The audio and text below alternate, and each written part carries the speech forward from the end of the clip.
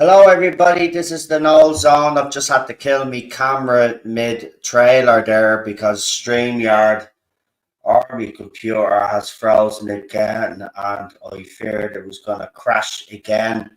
That's what happened on the last live stream. The computer crashed. I'm going to have to figure something out here because it's not working out. Can't be on camera and use the mic, the brand new mic at the same time, which is a bit of a pain, but we'll figure it out eventually. But we've got Michael in the chat, we've got Leland in the chat, and we've got Chris Persia in the chat as usual. Nice to see you guys. But we've got some special guests joining us from Gothic Therapy, the YouTube channel. Some of you on X will know who they are. Husband and wife team. It's just a pity me and Cheryl couldn't do something like that. But we just can't do streams together because we argue quite a lot. Because our politics and things are completely the opposite. I just joked with her the other day, so I should have vetted you before I married you, which got a laugh, of course. But yeah, so we can't do streams together. So it's nice when you get when you come across YouTubers, especially if they're couples or married, doing streams. So let's bring them on, and I'll stop rambling on. So we have Master of the TDS. I got it right for a change. Joining us. Hello. Nice to be here. And of course, he's not alone because they're a duo. They're a double act, you know, and we've had some great duos and double acts through the decades, haven't we? Of course, we got the WritingRaven joining them as well. How are you guys? How are you doing? We're well. How are you? I'm not too bad. I'm a bit annoyed my camera has died on me now, so you can't see, because I don't mind showing my face, of course, so because I don't really care. I mean, you know, we know what social media is like. I've gotten the brunt of it, so at this stage I don't really care if they see me face. It actually makes them more annoyed, so kind of gives me a bit of a chuckle. But I wanted to ask is because obviously some people wouldn't know who you guys are. Obviously, YouTube is a big place and stuff like that. So for people that don't know what you guys do on your channel, do one of you guys want to explain what you actually do on your channel? Yes, darling, you do it. Okay. So I actually work outside of YouTube as a therapist, and my wife is Goth. We're both Orthodox Jewish as well. And so we run a channel together called Gothic Therapy because she's a goth, I'm the therapist. We report on pop culture with kind of a little bit of a different kind of twist. We do like 3 topics in one video to kind of cover the main topics from the last week. And we kind of do it from a therapy, Tim Burton, Gothic kind of angle and aesthetic kind of thing like that. And we put out a video every Sunday, and we sometimes put out other videos as well. We don't stream as often as we probably should, but you can also find us on Twitter or X. I'm never going to call it X. It's always going to be Twitter. No one's calling it X. I think it would have made more sense if he just called it Twitter X. That way, I agree. Call it I mean, Twitter, he couldn't. I mean, he couldn't call it Twix because Twix is taken by candy. And yeah, but Twitter X would have been. I agree with your husband. I said this. It would have made more sense to call it Twitter X. Just to add the X for your own personal touch, and then we know it's yours. Get rid of the board, exactly. Add the X. But yeah, you want to get rid of the name, so. Whatever, but yeah, that's what we do. You may have, if people have heard of me at all from Twitter. I know that some people on Twitter seem to not to know about me more there versus YouTube, but I do have the channel I run with my wife. You may have seen me not long ago.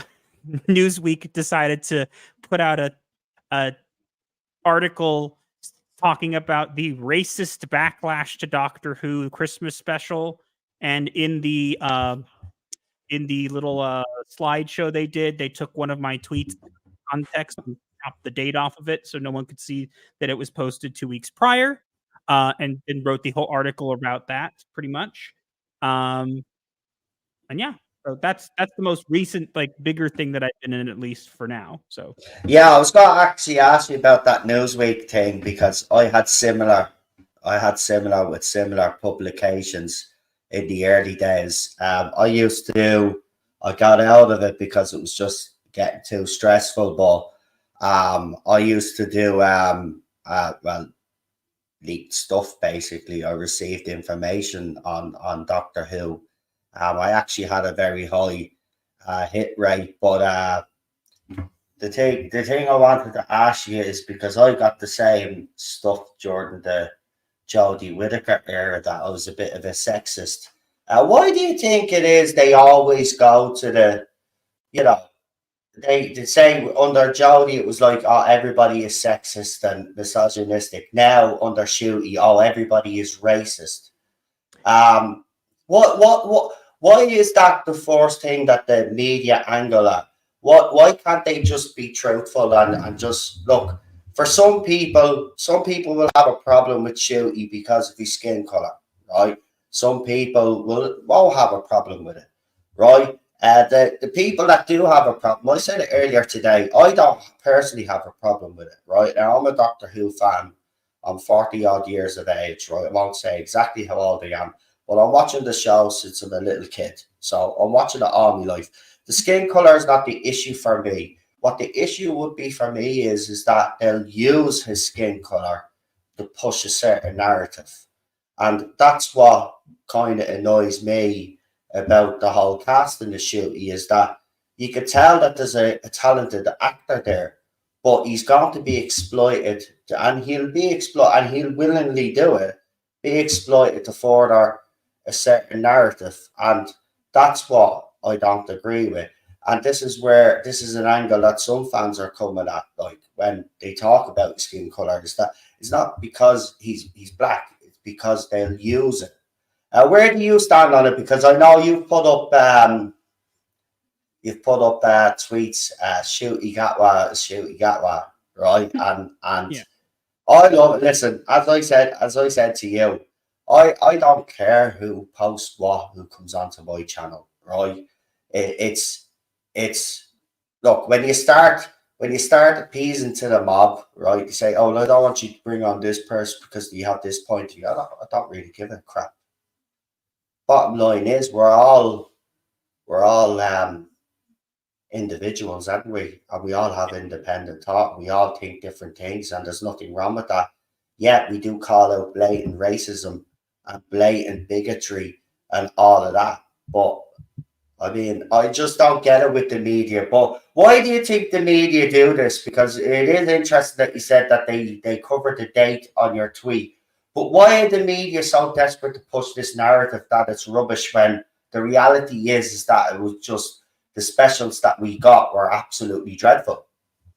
Well, I think the main reason always falls back on is that they do these things, they cast these people specifically with the idea that they can get away with whatever they want because they have this person as a shield. Now, when I posted David Tennant is the Doctor and then Shooty Gatwa is Shooty Gatwa, everybody decided it was it's a Miles Morales thing, and they were right, but they were also wrong. Because one of the things that bothered me, I think Shooty Gatwa is a great actor. I've actually watched a little bit of, back in the day, I watched a little bit of the show he was on before. It's not my thing, but I gave it a shot. And he had the right energy. He's always had the right energy to play the Doctor. I think he would do a great job. The problem is the writing has always been a big problem, and is now even worse. And that they robbed him. They completely robbed him. What did they do? They bring on this first black man as a Doctor, right? And then they come up with this bi-generation garbage, and they don't let him be on his own. He's the first Doctor, from what I recall, to be introduced with the other Doctor still there. And it robbed him. Like, I remember the Christmas invasion, the 11th hour. You know, when David Tennant and Matt Smith got to go out there and be like, "Look at us here, we are the Doctor." You know, Yeah. and that really cemented them as the character. That really cemented them as the Doctor, and it robbed Ncuti of that. So what I was pointing out was that now we have Ncuti Gatwa as the new Doctor, right? But the David Tennant Doctor is still running around doing whatever he wants. Well, they all are. Yeah. So They it's all like, are. oh, what? All the Doctors are. It's not just David Tennant's Doctor. Yeah, This whole he said know. that the whole boy Yeah, that generation just- thing was all the regenerations. Yeah, and that just causes paradoxes galore, which, if anyone remembers Eccleston season, he wants to avoid at all costs. Remember, he said, Rose, don't touch the baby. If you touch your past self, you will cause a paradox, and we do not want a paradox. Why then would the Doctor be okay with a bunch of his past selves being out in the timeline when all that's going to do is create paradoxes? Oh, wait, quote-unquote multiverse. So, yeah. What I don't like, though, specifically was that for me, it was kind of, I was highlighting the equivalency between the whole, you know, Peter Parker is Spider-Man, Miles Morales is Miles Morales, because people feel that Miles Morales, when he was on his own and doing his own thing, he was fine. But now that he's in the same universe as the regular Spider-Man, it like overshadows him. It makes him like a knockoff character. The same thing is happening here. You now have David Tennant, especially, you know, still being there on Earth, and like, why does Ncuti even needed? Why does he even need to be there? You know, if Ncuti was in like his own universe or maybe something like that, they could have like done something like that. It would have still been weird. But if they had put him like a different universe or something like that, maybe that could have worked. But now we know that not only is David Tennant's Doctor and Ncuti around, but all the other Doctors are around. They've always been around in the past, and there's been crossovers and stuff like that, which was like a one-time thing here and there, and those were okay. But now you're saying all these people are running around, and especially David Tennant's still there, so we can just call upon him whenever we want. If the show's not doing well, just inject some David Tennant. Show's okay now, right? But it bothered me because it was like you literally turned Ncuti Gatwa into the Miles Morales of Doctor Who. Because there's going to be people who literally... Yeah, so he's right. I thought it was similar to Miles Morales using your tweet article. That's exactly. The idea here, though, was to point out the correlation between those two things. To say, hey, look, you have turned Ncuti Gatwa into Miles Morales by doing this. And there are some people who like Miles, and that's totally fine. But I was pointing out how it was such a robbery because I think that... Go ahead. I was going to say, it's not fair on Ncuti. I agree with you. I think he's a great actor, and it has robbed him, and it has cheapened it. See, this is why I have a problem with he made such a big deal about Ncuti's casting, and then they go and do something like that, and it's like, to me... From looking in from the outside, that seems disrespectful to me. But they seem okay with it. And that's what baffles me. Stand up for yourself. This is not good enough.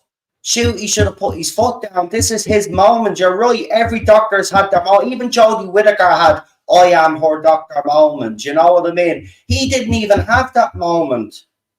He didn't even have that moment to show it. And that's what I was highlighting. I was highlighting that. Look, Honey, your mic went out again. It did? Yep. Am I okay now? Yeah, you're good. You're getting there. Good? F's in the chat for Master's mic. Is it okay now? Nope. Yeah, you seem good to me. You're good to me. You're coming through perfectly for me. Are you sure you have the mic settings on right? I'm fine, honey. It should be coming through perfectly literally fine. cannot hear you through the mic. Your mic isn't working. I can only hear...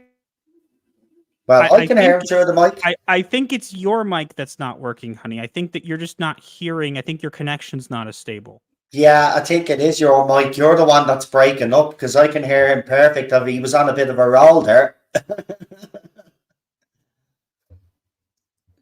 But go ahead, Master of the TDS. Continue your point because you're making valid points there. what I was saying was I hated what they did to this guy because they literally robbed him.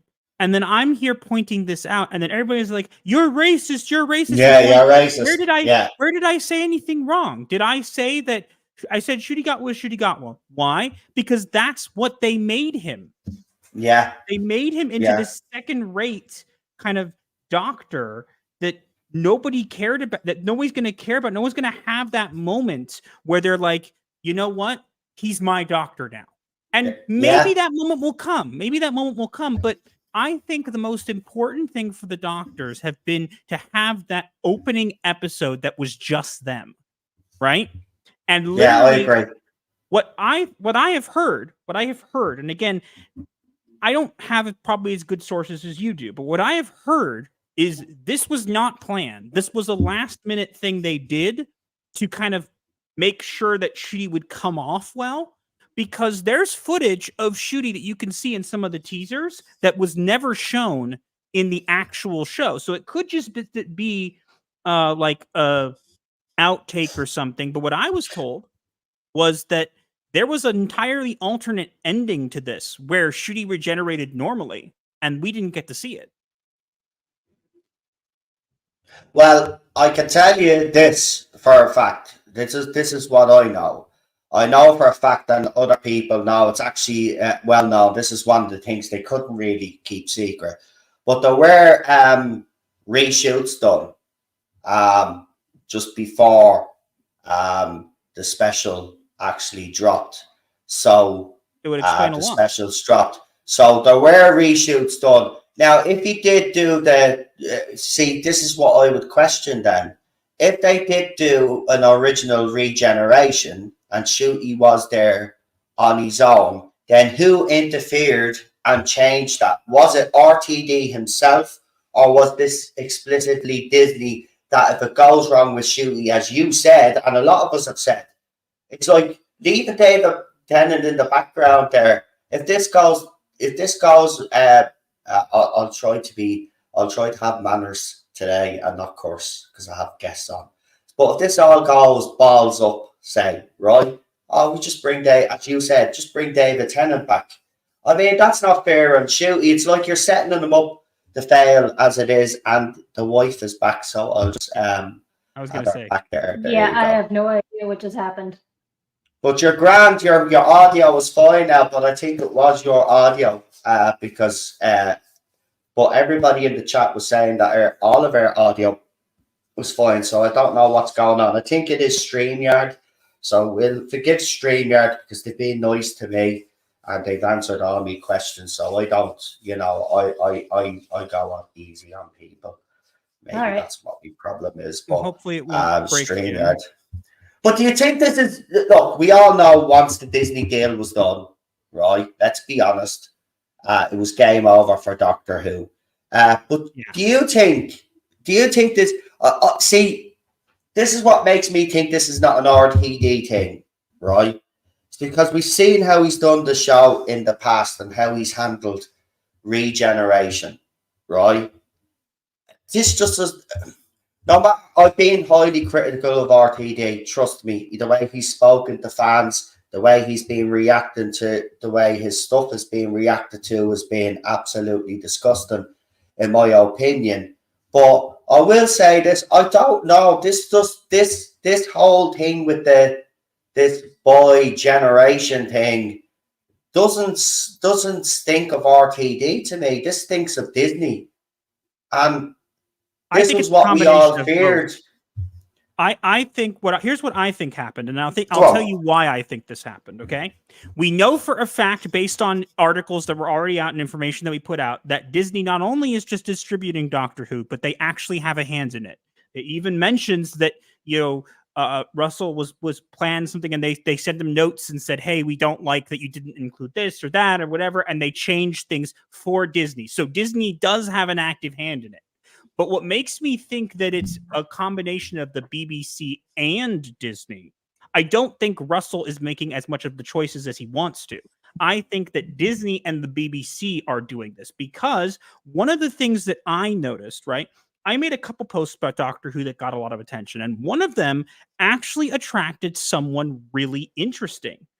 It attracted a former BBC employee who had worked with them for 10 years and just randomly decided to comment on my post and call me out.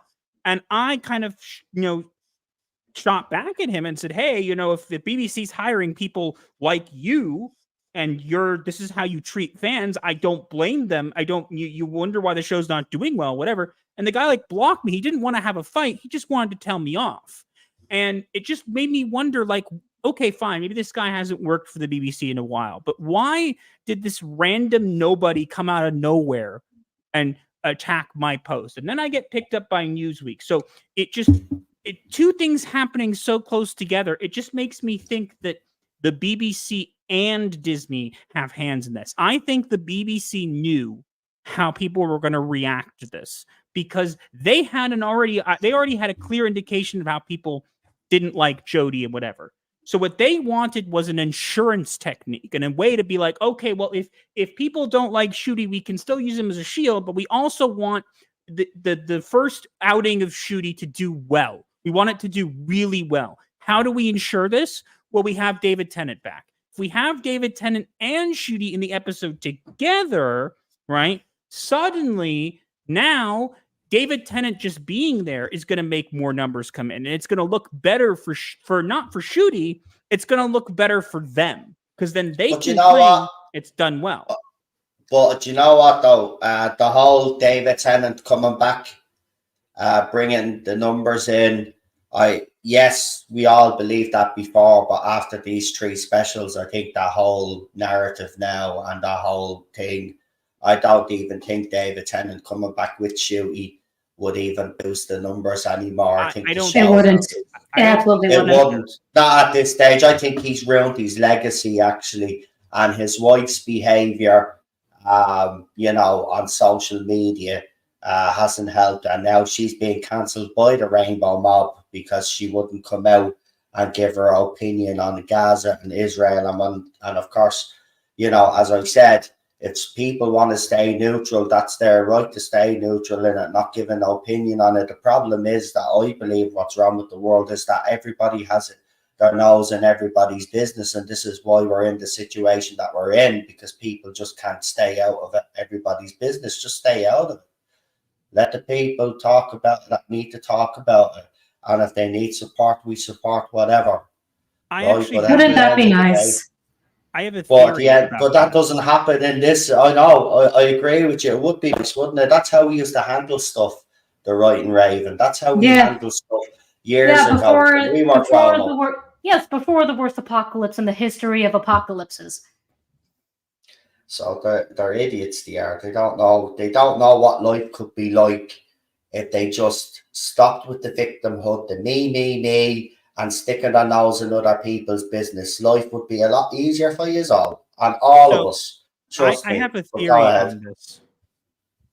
Because I work as a therapist, and I do work with a lot of different things. So I actually have a theory on this because I've noticed that where is the loudest place that these people get offended, whatever? It's not YouTube. It's not whatever. It's Twitter. It's always been Twitter. Yeah. Why Twitter? Because Twitter was the mainstream talking area. But the question becomes, okay, on Twitter, you can block whoever you want. You can mute them, whatever you want. Why, if my opinion is something different from you, okay, you don't like it, you can comment and say, hey, I think you're wrong for X, Y, and Z, and we can have a discussion. That's what fans used to engage. Yeah. But now it's become this thing where it's like, oh, no, you're wrong, and because you're wrong, I'm going to label you all these things. And it just made me wonder, what's going on here? What is happening here? What I realized is this. Okay, this is my theory, and I'm not diagnosing anybody or anything, right? I'm just simply giving an opinion. I have to make this clear because some people who don't like us decide to say that I'm everybody that's in the chat here is pretty normal enough and understands logic, so you'll be absolutely fine. But you are right. There will be a couple of weirdos that do tune in because they do nothing but stalk me 24/7. So as you've heard, he's given you a bit of a bit of a difference in an opinion and actual fact and stuff like that. So, you know, and all you lefties can't comprehend the difference between the two, and that's why we're in the situation that we're in. But lefties can comprehend this. So go ahead, the floor is yours. So here's what I think, okay? One of the things that I primarily treat is OCD, or obsessive compulsive disorder. And I've seen way high levels of OCD, higher levels of OCD than I've ever seen, and especially in these past couple years. So here's what I think, okay? I think that we're looking at this the wrong way. We think that these people are coming after us because they want to silence us or whatever. I think it is the case, but it's slightly different, because let's imagine for a minute that I'm right. Let's think that they do have OCD, right? They start to obsess and identify with certain properties on TV, cartoons, television shows, movies, whatever it might be, right? They start to obsess about them. It becomes stuck in their head. That's what OCD does. It makes these things stick in their head. They obsess about them. They becomes part of who they are, right? So some random person online posting an opinion shouldn't really bother them, right? Well, it does, because what OCD does is anytime there's something that goes against OCD's whole goal is to try to convince you of like, oh, well, this isn't true, or this is whatever, to get you to do something. So what happens? They have this idea that this movie is the pinnacle of everything. It's my entire life. It's me. It's completely me. This is me on screen. This is me, whatever. Fine. Some random person says, hey, I disagree. It's not a, oh, let's discuss this. It's, oh my God, you are attacking me, my essence, who I am. And because the idea of that makes me start to wonder, am I wrong? Am I wrong about my opinion? Could I be wrong? And when they feel uncomfortable, and someone feels uncomfortable from OCD, what ends up happening is compulsive behavior. They feel compelled to do something. What do we see these people do? Respond. They're compelled to respond, not because they hate you, but because your opinion of their show, or whatever it might be, challenges their personality, challenges who they are. And so they become uncomfortable with that. Oh my God, I could be wrong. And so they feel compelled, not just like they should respond, they feel compelled to respond to these people. So they will respond and respond and respond and respond. Why? Because every time you say, hey, I don't agree with you, we can agree to disagree or whatever, it's not a, oh, we can just smooth this over and it's going to be fine. It's, you're making me uncomfortable about who I am. And so I have to compulsively respond, not to prove you wrong, but to make myself feel better. Because if I respond, I feel better now. My opinion's out there. I'm right. Here's what I have to say. And then you come back, well, you're wrong. They come back again. Why didn't it just block? Just move on? They can't. They feel compelled to respond. And what happens is the more they respond, the more they reinforce the behavior. So what actually is supposed to happen with OCD in order to treat it is to sit with your emotions of discomfort and not respond. It's called ERP, or exposure with response prevention. So they get exposed to an opinion that makes them uncomfortable. And instead of attacking or responding, they should just sit with their emotions. How am I feeling right now? I'm feeling uncomfortable because this makes me question who I am, whatever. And then to move on.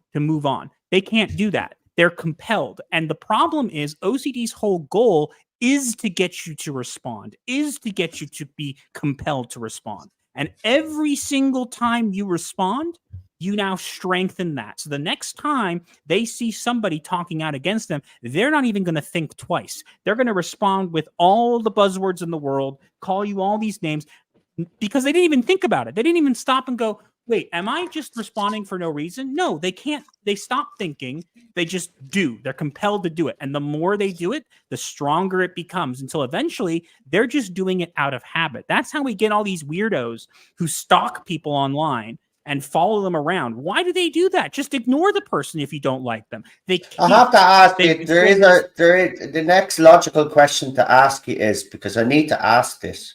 You said, as you were talking there, you talked about the rise in OCD cases. Where has that come from? Like, why is there a rise? What is it down to? Can you put your finger on it?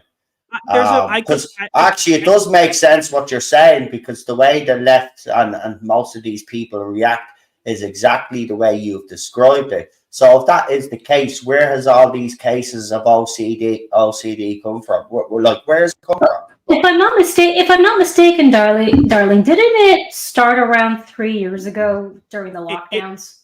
It did. I will say that the lockdowns were not good for a lot of people. It made them very paranoid. It made them very uncomfortable. I noticed a spike in OCD back then because, to be fair, I treat different kinds of OCD. Yeah. So OCD is not just hand washing people. It can be obsessions on just about anything.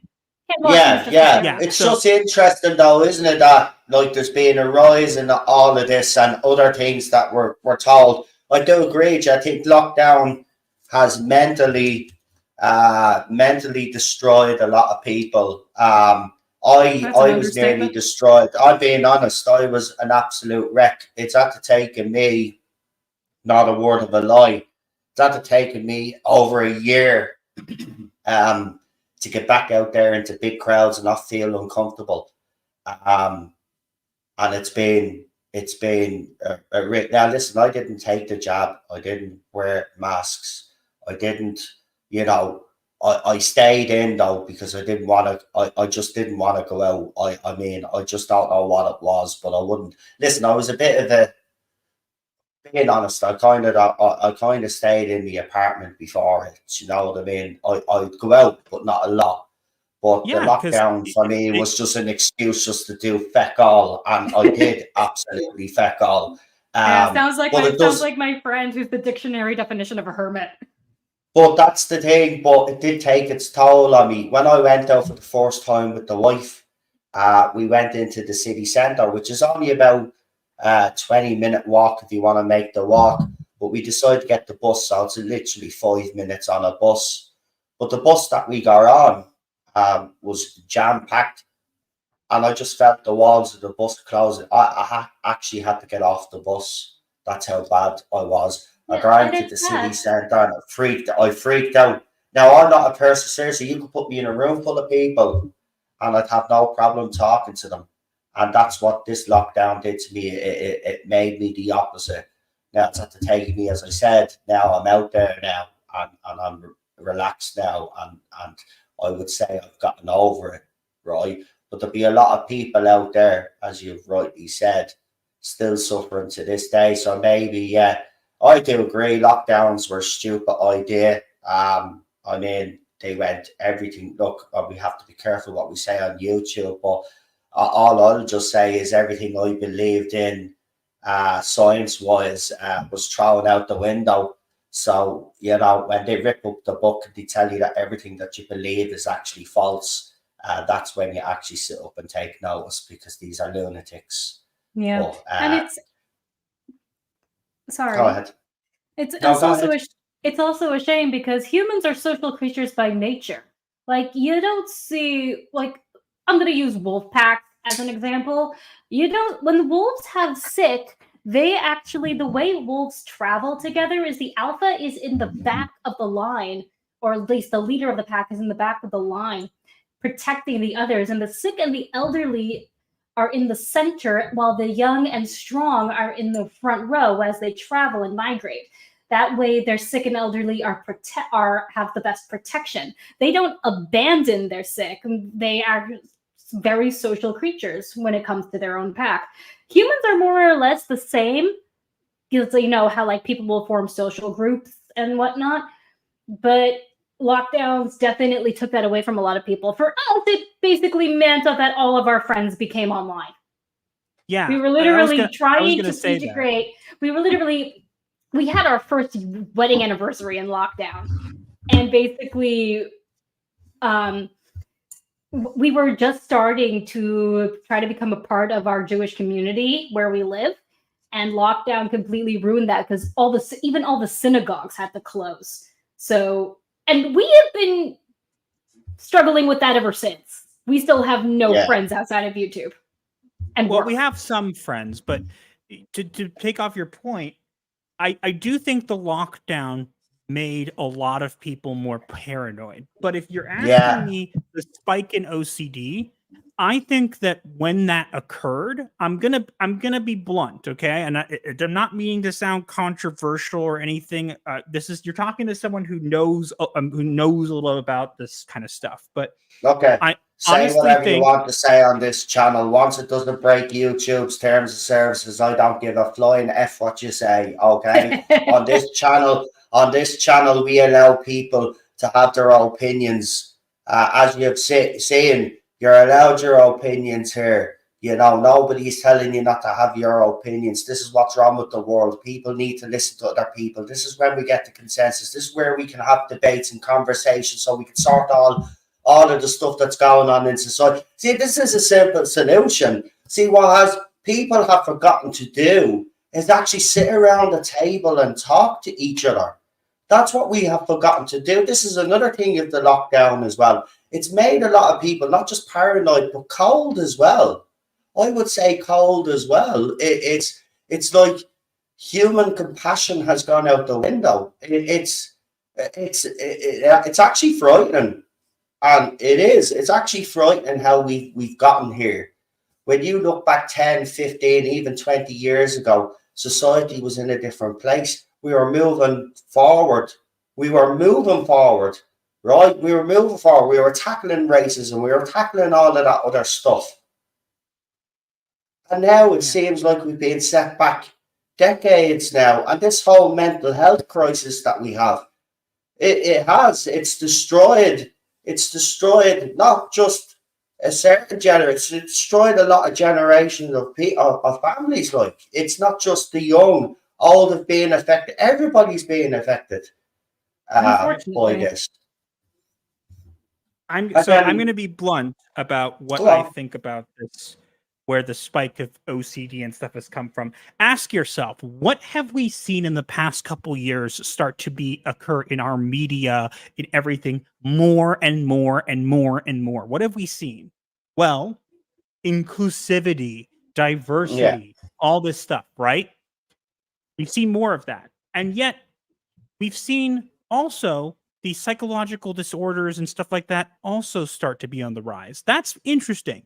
Now, here's a question that most people... So this article actually went under the radar. I provided the information for this, but I provided information to Bounding into Comics about an article about a study done, right? Because, okay, let's imagine for a minute that all these diversity and inclusion stuff is supposed to make people feel seen on screen and more comfortable, more accepting, right? Yeah. So if that's the case, what we should be seeing is a decrease in mental disorders and stuff like that, because people should be feeling more comfortable, more accepted, more whatever, right? Well, there'll be a decrease in everything, racism as well. Everything. And keep in mind, keep in mind, Noel, this is a 50-year peer-reviewed study. Yeah, this was a study conducted in 2016 and 2017. This article went under the radar because I guess I wasn't as big back then, but I provided information to Bounding into Comics about this because it was the only way I could get things out of there. What did I find? This study conducted over the course of 50 years, okay? They divided up groups of minority groups like LGBTQ plus and all this kind of stuff, right, into different cohorts, right? These cohorts were as follows. I have the information up here. So we had anybody who was labeled, the Pride group was born from 1956 to 1963, right? Visibility, which was born from 1974 to 1981, and then Equality, born from 1990 and 1997. So those are people who are LGBTQ plus in different cohorts, right? And they were trying to see, okay, since inclusivity, diversity, all this stuff has gotten better, we should see less suicide rates, less stuff, right? With everything becoming more accepting and more welcoming. Do you want to know what their study showed? Their study showed that the rate among LGBTQ individuals, the suicide rate, has been on an increase.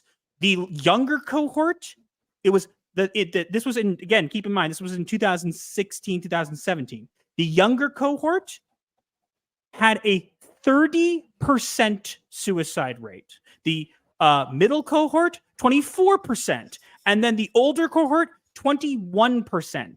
Those basically are incredibly increased We've had more improvements, more in diversity, more whatever, but the suicide rates, the stressors, all these things have increased. And what have we also seen increase? Psychological disorders and stuff like that. So what point am I making here? I'm making that I think all of this stuff comes from the more inclusivity, the more diversity is forced on people, is not organic, it's made into a big thing. These people hitch themselves to it. Their lives are all this. This person was on screen. It's me. I feel super connected. You say, well, that's what it does. Somebody on screen. This diversity and inclusion stuff, it's supposed to be about that and make you feel empowered and all of this rubbish.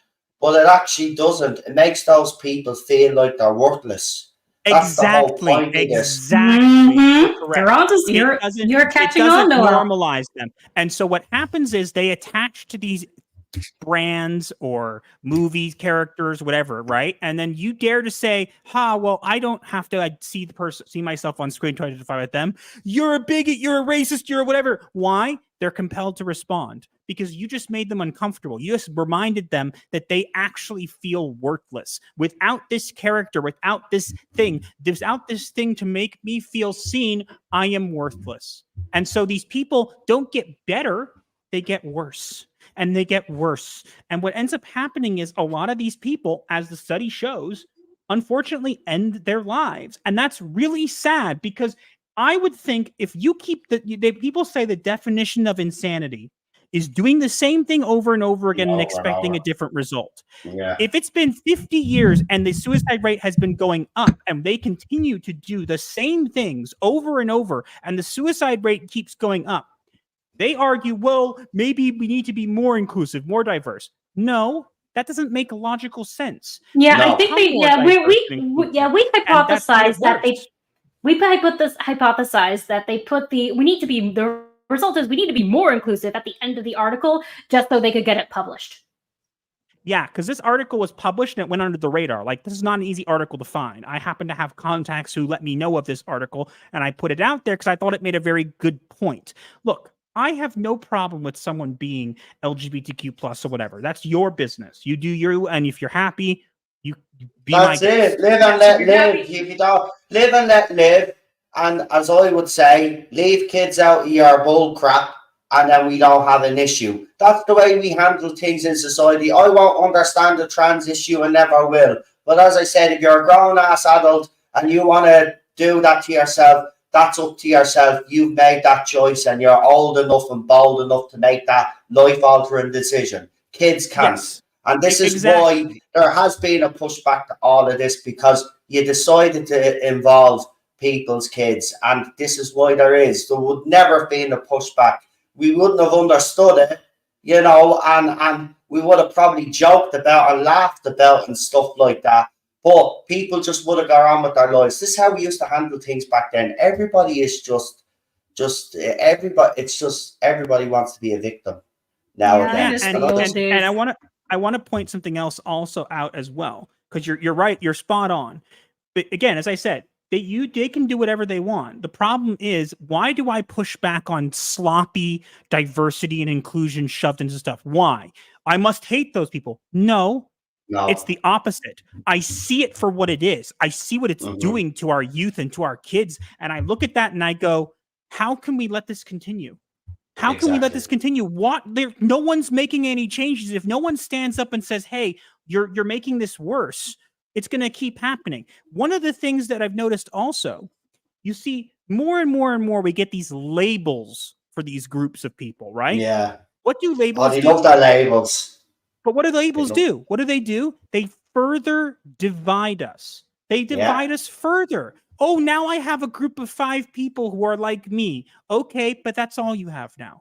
You've disincluded yourself from everybody else. You've isolated yourself. Doesn't make yourself feel better. You've cut yourself off. You've cut yourself off from reality, from other people.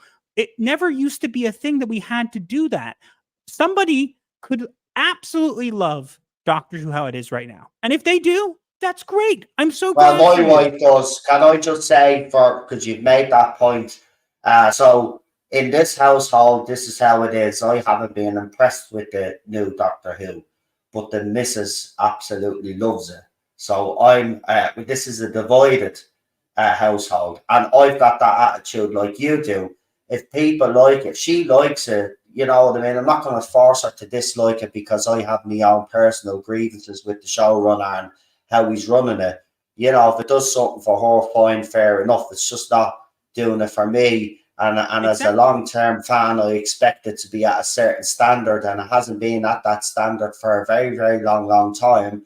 And, you know, well, not, as you said, and we've got to point this out because I'm sick of this whole narrative that we're against diversity and inclusion. All of our shows that we've grown up with, all of our franchises had diversity and inclusion in them. The difference is it wasn't in your face, or they didn't use those characters to further a narrative. They just got on with the job and gave them good lines and a good script and good character development.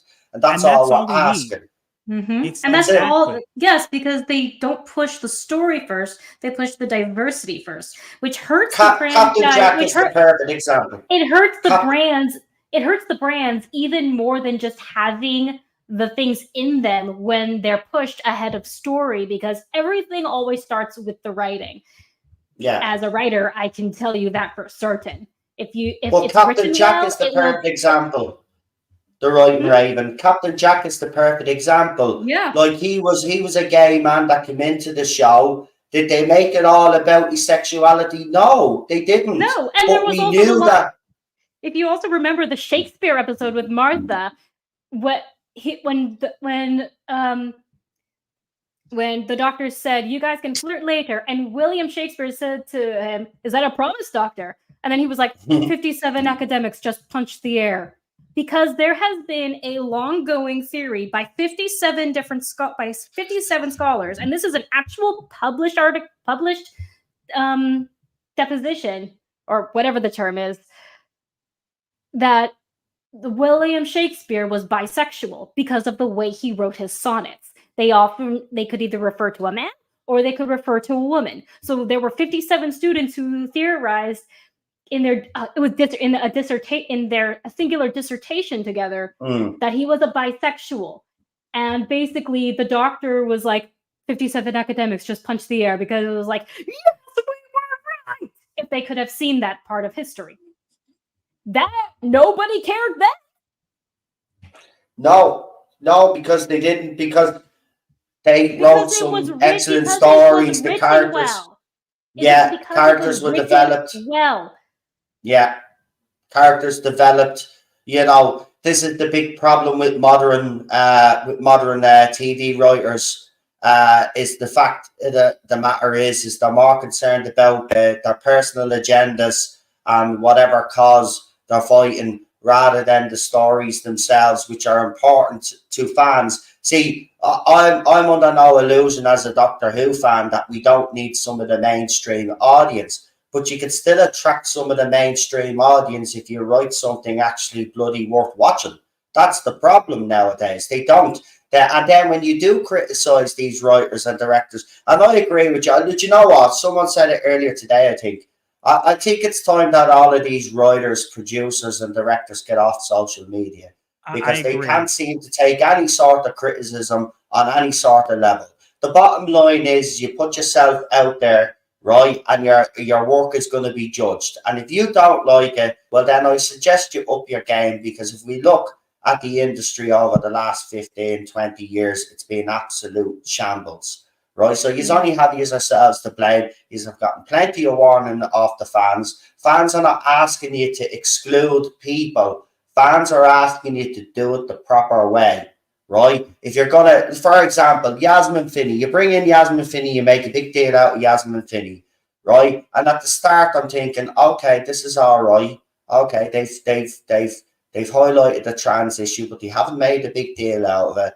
And then, like, literally after that, then it was just like bang, bang, bang, bang, bang in your face, right? Wasted. Yasmin Finney. Now, I don't actually think, I think Yasmin Finney found it in, to be personally honest with you. I don't get everybody saying brilliant actor. Don't see it, right? I see it with Shooty, but I didn't see it with Yasmin Finney. But again, use the Yasmin Finney. And actually, it's quite interesting that we brought up about the extra filming and stuff like that, because there was a scene that Disney did insist on. So do you remember the scene where Millie, and this was confirmed, by the way, where Millie Gibson's Ruby gets into the taxi with her friends? Well, Disney insisted on that scene because apparently RTD was going to wait a little bit longer to introduce the Doctor properly on screen, but Disney insisted that he be introduced on the screen a lot sooner than he was. Look, Doctor Who's done for, right? It's only a matter of time now, unless RTD pulls out a miracle, right? But going by what he has written so far, we're far away from a miracle right now. Guys, I want to ask you this because I did bring this up earlier today, but it'll be interesting to get your take on this. As you know, obviously, Doctor Who is streaming on Disney Plus for the worldwide audience, but it still has its, it's gone back to Saturday night prime time, which is a very coveted spot on BBC One. Now, it's been losing ratings on the overnights, and I was suggesting that if it continues to lose ratings on the overnights, there's only two options left for BBC, which would be to put it back on a Sunday night on the original Jodie Whittaker slot, or put it straight onto iPlayer. I want to ask you the Disney angle, because we know Disney are in a lot of trouble right now financially, and they're cancelling TV shows left, right, and centre. Now, they have a deal in place with Bad Wolf Studios and BBC for 5 years. I want to ask you, do you think that 5 years, we'll get to that 5 years? Because my thinking is on it, if season one doesn't do well, okay, they have season two, they're in the middle of filming it right now, so season two is guaranteed. And Shooty and Millie have actually been talking about the fact that they might be leaving. Can this survive 5 years on Disney Plus? Can it survive on its primetime slot? Do you think it'll go straight to streaming on BBC, or do you think they'll put it back to Sunday night? What do you think the options are for Doctor Who right now? So I think they can't let it fail. I think that whether it makes it to the 5 years or not is not the point. I think that they need the show to do well. Because if it fails before the time that they've said, right, how it will make every person who said, hey, the show's not doing well, whatever, will suddenly be proven correct. And we know showrunners can't take criticism. Disney can't take criticism. They can't let that happen. So here's what I see is going to happen. Okay? Either they will keep the show on life support until it gets to the 5 years, and then they will end it. They're going to do something to end it. They're not going to leave it open-ended. They're going to end it because they can't have it get canceled. They need it to end. So either they will put it on life support and somehow make it to 5 years and then end it, or they will end it prematurely. They will claim it's because of scheduling conflicts or creative differences, right? But they won't just end it. They will do something to end the show, because Disney and the BBC and whatever, they can't let the people who've been calling them out win. So what they're going to do is they're going to try everything they can to make it look like the show is a success, even if it fails. So, well, they've been doing that, haven't they? Because with the specials, they've been lying about the ratings. Exactly. We know that for a fact now, that they've been lying, and they've been adding numbers to the overnights and the 7 day consolidated figures. So we know already that in their desperate attempt, they've even put some ratings behind the paywall. Like, it is in serious trouble. I mean, he really does need to deliver. And I agree with you. I think they will drag this if Disney doesn't collapse, as Chris Persia said there. But I agree with you. They'll drag it on for the 5 years because they won't want us to be right. So it'll be, unfortunately, for people like me that have watched the show for over 40 years, I'm going to have to sit back and just watch over the next 5 years because, you know, I'll still watch. That's the thing. I don't know why I put myself through, but I'm just hoping, like every Doctor Who fan, is that he can turn it around. But there's no hope now. I know that now. Unfortunately, Disney has too many assets to sell off for them to go into full bankruptcy. Yeah, that's what I was going to say, is that Disney, as much as we would love to see Disney collapse and kind of have to like reevaluate, we have to remember they have so many different assets under their belt that if they really, really wanted to, and they really were like worried about going under, they could always sell off something they're not using. And I'm not saying they will. I'm saying it's a possibility. So keep in mind, Disney may not actually go under because of that. Because if they wanted to, it would be not surprising if they sell off the rights to Doctor Who or sell off who knows. But you know what? What they should do is sell Star Wars back to George Lucas, and then put me in, and then put. I disagree with you on that one. I disagree with you on that one because I'll tell you. I made a joke right afterwards. I said, put me. All right, good. I think you caught out there because I was going to say, you know, if George Lucas really valued Star Wars as much as he claims, he wouldn't have sold it to begin with. Yeah. But what was I going to add? What were you saying there? Because I was going to add something to the last part of the conversation, and it's totally gone out of my head. I want to bring up I don't remember what I was saying. I was saying that they're going to keep it on life support and kind of keep it limping along, because even if it doesn't make it the 5 years, they'll figure out a way to spin it how it's we decided to move on from it. It's time for the show to end, whatever, because they can't let us be right. But I do want to point something out, which I felt was interesting.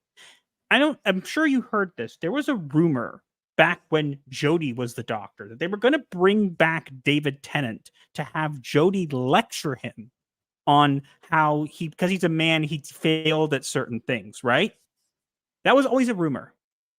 But I don't think it's a rumor, and I'll tell you why. I think they didn't decide not to do it, but they did do it. They did do it. What did they do? They brought back Donna and had Donna lecture him with Yasmin Finley as well. And they had both of them lecture him on how you don't understand because you're a man. And that was the rumor flying around. They were going to have Jodie do that. So just interesting to throw out there that I think they always planned to do this. I think they just needed the opportunity and they got it. Well, look, all I'll just say is that let's hope that if the show is bad, it crashes fast, because I don't want this dragged out. Do you know what though? What gives me hope is Disney might pull the plug. Is the fact that, as everybody knows, they've put out articles because everybody was assuming. Obviously, a couple of us in the know knew it was bull, but everybody was assuming that the budget was going to be used. The Disney budget was going to be part of the 60th and then Shooties, but it was made clear that all the budget would be used on Shooties there. So Disney are counting on this to work. BBC are counting on RTD to bring back some of his old magic, right? This has to work. The guys are right. This has to work for this. It has to work for the both of them. And I sincerely hope it does, because there'd be nothing better to have Doctor Who back, right? As one of the top sci-fi shows out there, right? We'd be proud as Doctor Who fans to have our show out there in the big world of entertainment, punching above its own weight like it used to do, right? That's why we're proud of this show. But again, as I said earlier, the name Doctor Who, the brand, it's not going to save it this time around, right? And I just want to make one thing clear. before Disney and Bad Wolf Studios stepped in, Doctor Who was getting canned. So yeah, I heard that too. it was saved from cancellation, right? Yeah, so and I that's think 100%. you're right. If Disney stops it, they're gonna have. If Disney pulls the plug, that's when the show's gonna have to end because they don't have the funds to continue. That's what I mean. Well, there's two things that could happen there. Yeah, Disney pulled the plug. It'd be bad. They wouldn't have the budget anymore. But Bad Wolf Studios also did a deal with Sony Entertainment. Sony owns a stake in Bad Wolf Studios. It wouldn't get the Disney money, but I'm pretty sure they'd probably do something with Sony if they really wanted to. If RTD is really serious about this multiverse, we'll see how serious he is. I mean, here's the thing that they could get away with. Well, not get away with us, but get away with most fans. Listen, they could easily can Doctor Who and then just concentrate on a spin-off. You know, you said looking for an end, and that's how they probably do it. End Doctor Who, but leave it on a cliffhanger that leads into a spin-off, and then you go off with the spin-off then. They could do that. Remember, he is determined to do this multiverse. He's been talking about, but I'm going to just say something about multiverses now. I'm sick and tired of them. And to be quite honest with you now, I've got the opinion that I think they're actually lazy. You know, it covers up a lot of plot holes, covers up a lot of lazy writing. And I'm just done. That, you know, this whole genre, you know, it just has the wrong people in it. If you had the right people in it, you could revitalize this genre. Absolutely. Like me. I don't think it's I'm stale. I think it's just stale under these people, but I think you could reinvigorate that genre. But I don't think Doctor Who, personally speaking, and I know people will clap back at me for this one, but personally speaking, I don't want the Doctor Who multiverse or universe out there. I'm just happy with Doctor Who. Right, and yes, we've had the Sarah Jane Adventures, we've had Torchwood, and I didn't mind Torchwood personally myself. Right, a lot of people give me stick for that, but I was actually a fan of Torchwood, and I mean, Children of the Earth. I mean, that's probably one of the greatest seasons of anything written in the Doctor Who universe. I mean, forget about the first two seasons. If you don't want to watch the first two seasons, just watch Children of the Earth, and I'm telling you, man. It's some of the best Doctor Who right in the universe. Of course, we did have Class. Again, I have a soft spot for Class, but I do know how terrible it is. And it is. Peter Capaldi's cameo was way out of place in that show. But it still gave me a bit of a chuckle. I suppose I do like things that make me laugh as well. And I do like interesting concepts. And it did have some interesting concepts in it. Unfortunately, they didn't quite deliver. That was the problem. But Children of the Earth was amazing. It blew me away, says Glenn. It was. It's some of the best writing that we've ever gotten in the Doctor Who universe, if we're talking about this whole Doctor Who universe now. It was. But I want the main show. For me, the main show has been abused by BBC. And it looks like the same could happen under Disney and BBC, Bad Wolf, which is a shame. The show deserves a lot more respect than what's being shown, as far as I'm concerned. And I'm not just saying this as a fan.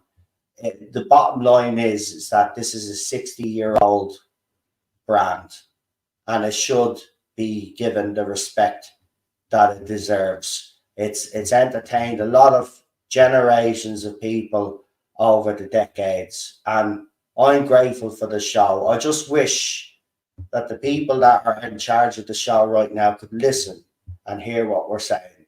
Nobody's opposed. I think they do hear. They just don't want to hear it. They hear us. They just don't care. Mm-hmm. Yeah, they don't. Yeah, and that's what hurts more, isn't it? As a fan, we know they don't care, and they know that we know that they don't care. And that's what makes it even worse. Part of being a creator is being able to take criticism, because there's always going to be a hater, or always going to be someone who judges, and that they can't accept any form of criticism, even if it's constructive, says a lot more about them than it does anyone else. Yeah. And you know what? If they had done like the bi-generation thing and people had been like, hey, we don't like this or whatever, and they had responded instead of going, well, you're all racist and you're all transphobes and you're all this. If they had said, hey, we hear you guys. We hear you. We understand this is a new direction. It's different. We got a new budget now. We're with Disney. Disney's giving us notes. We understand your concerns. We understand your worries. Please, what we ask is please just have faith in us. Let us cook for a little bit. We know we can't please everybody, but just we really think we have a good idea in mind going forward. Just hang around and watch, and maybe you'll be pleasantly surprised. How is that so hard to do? That would require competency and professionalism. But they can't let us they can't even treat us nicely. And you know what I think is the biggest telling of how Doctor Who's not doing well? And here's the biggest telling. No one's talked about this, but I'm going to put my foot down. We had a 60th anniversary for this show. Where are the other Doctors? Where are they?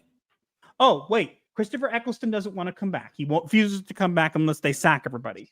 Peter Capaldi doesn't want to come back. Matt Smith doesn't want to come back. Isn't that weird? All the new Doctors are refusing to come back. The only one who would was David Tennant.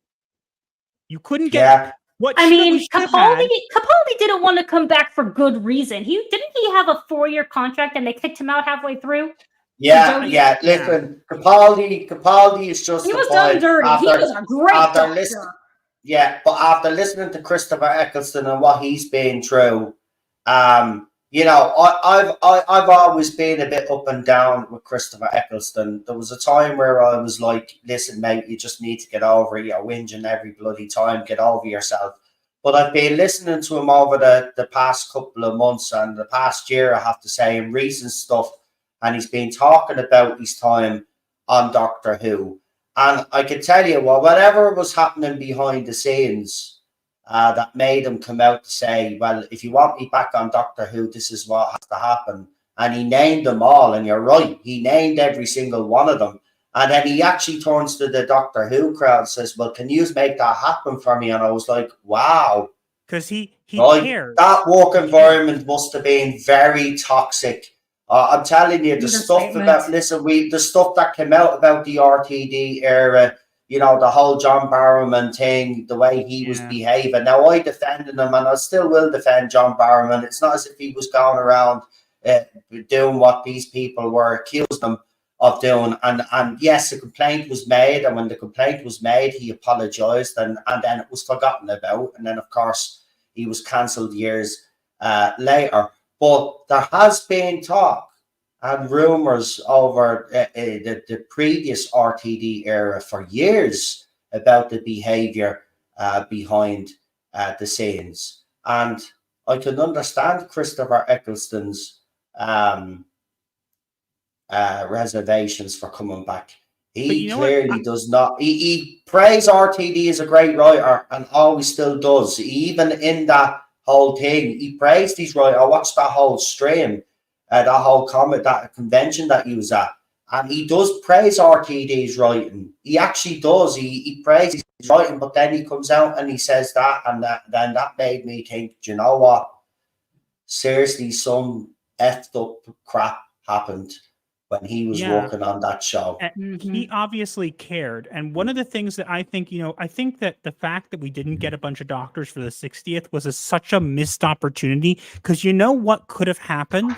Hear me out. Christopher Eccleston doesn't come back. Fine. We get David Tennant, Matt Smith, Peter Capaldi, and Jodie Whittaker together. I despise Jodie. I think that she was a terrible Doctor, whatever. I know some people like her. Fine. Having her there to play off David Tennant, Peter Capaldi, and Matt Smith all at the same time may have actually made her somewhat likable. Because there's a way that could have worked. I know, I kind of agree with you, half agree with you, but then I will point to the fact that this woman has been toxic in the fandom and has come out against the male fans. And if you had have included her in the 60th anniversary, it would have had an even worse I impact get that too. on the ratings. Do you know who I'd say bring? This is going to be controversial, right? But if you were going to bring another doctor back, you could actually bring 2 doctors back. Why not bring back Paul McGann's doctor and bring in Joe Martin, who I think actually outshone Jodie Whittaker in the few minutes that she played the fugitive doctor. Now, I know, you know what I mean, but you could have brought her in, bring them all in. But it is telling, you are right, it is telling that none of these guys... It's not telling when everybody asks them, do you ever going to think come back to do? No. Why no? You know, in the past, it was always like, oh my gosh, yes. Remember when we had Matt Smith as the doctor and David Tennant was coming back for the 50th, and we were going to have whatever. It was the excitement was palpable. It was there. It was literally the biggest news of the decade. Everybody. It was my 2 little brothers, right? Not a word of a lie. They used to slag me for watching Doctor Who, right? And then I left home and stuff, got my own place and all of that and whatever. And then let's just say the financial crash happened and I had to move back home. But by the time I moved back home, they'd gone through the whole collection of classic Who, including the telly snaps, right? And then they start watching New Who and caught up. When I came back home, they actually knew more about the show than I did at that particular time. And I was like, wow, these were people that slagged me off. So the anniversary special happened to come around me birthday, right? So they decided, so I didn't know this, but they went and got 3 tickets. And I went to the 50th anniversary with my 2 brothers, which I never thought would have happened. And I have to say at the time I was actually disappointed with the 50th. I'm not going to lie.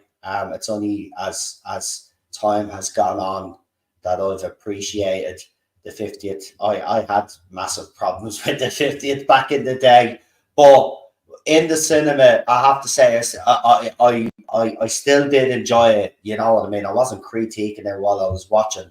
It was only after I watched it again then I kind of was a bit, you know, probably a bit harsh on some of the things that I was moaning about. And now when I look back, I probably was.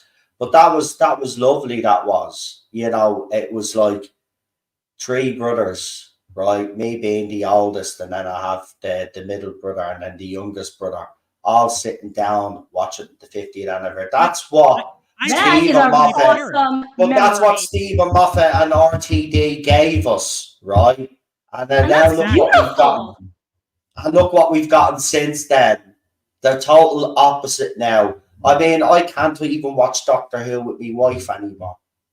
Right? I watched the 50th with my parents. My parents do not watch Doctor Who. They were not interested. But they knew how it was. It's so exciting because they were releasing clips. Remember? Oh, David Tennant's wearing the fez. Oh, David Tennant's wearing the fez. Let's put a clip of that. Oh my god, everybody's whatever. Where did that go? Now they're saying the show's fine. It's fine. You look on Twitter, it's everybody hates him because he's racist. You're racist people. You're this, you're that. That's what we hear about Doctor Who now. Where's the excitement?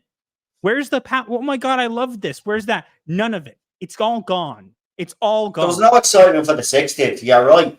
And the fact the 60th, let's stop calling it a 60th anniversary. This was not a 60th anniversary, right? Can we call it a 3 specials.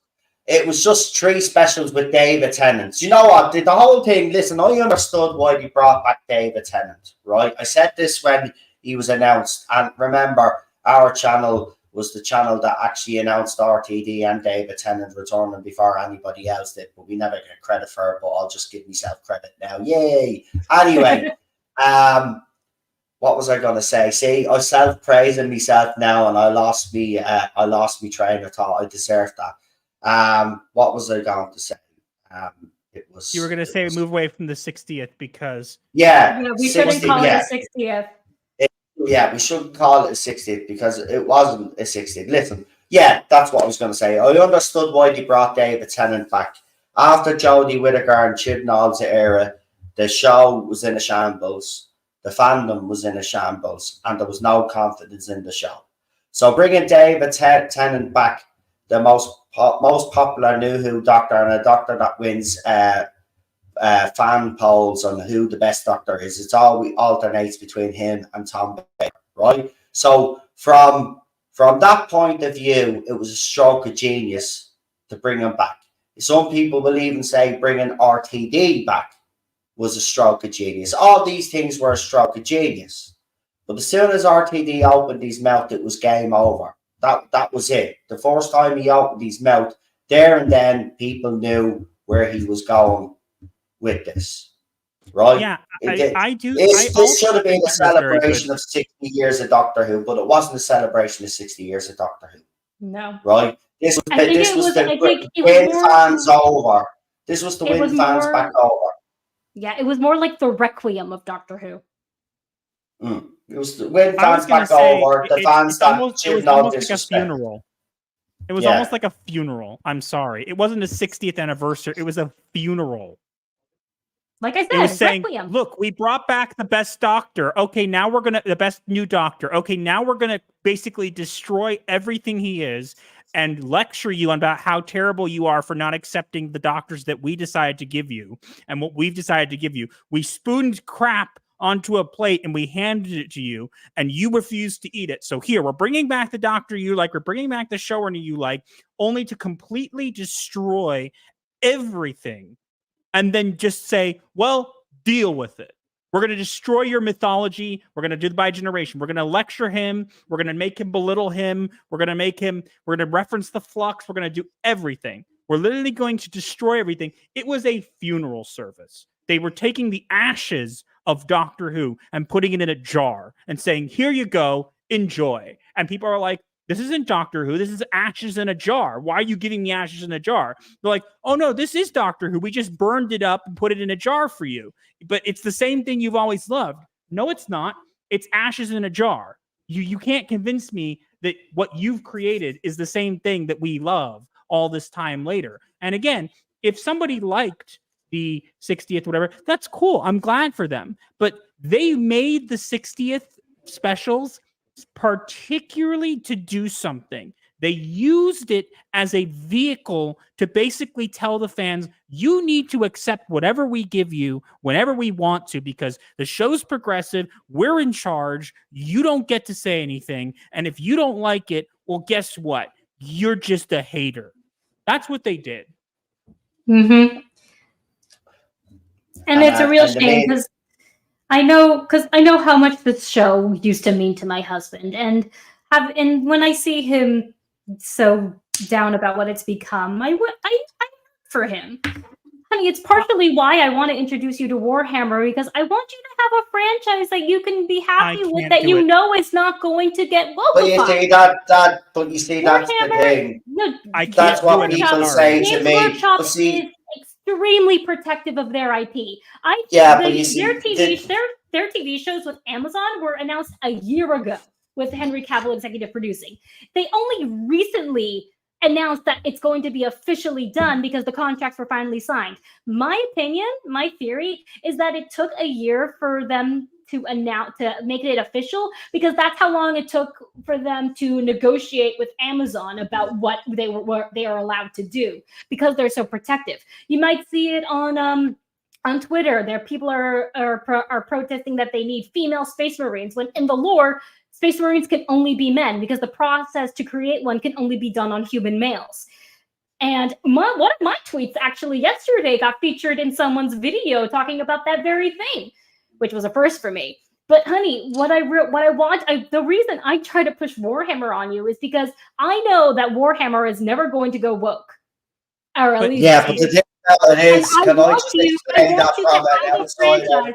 I want you to have a franchise that you can be passionate about again. But that's the thing. That is sweet, right? But I can answer that, because Cheryl says the same thing to me. It's not that easy to walk away from a franchise that you've grown up with and for another to just accept another franchise in your life that easy. Because remember, you don't just spend your time watching these things. You'll go out, buy the merch and all of that. and you hold a special place for certain shows in your heart. And Doctor Who is one of those. As I said, it's a unique franchise as well. I mean, if you've fallen in love with Doctor Who like we have, then it is hard to let go. I've been saying for years, people will tell you here in the chat, I've been telling them, I'm going to let go, I'm going to let go, I'm going to let go. But every season I'll watch because I can't let go. It's hard. I can't watch that now. It's Doctor Who.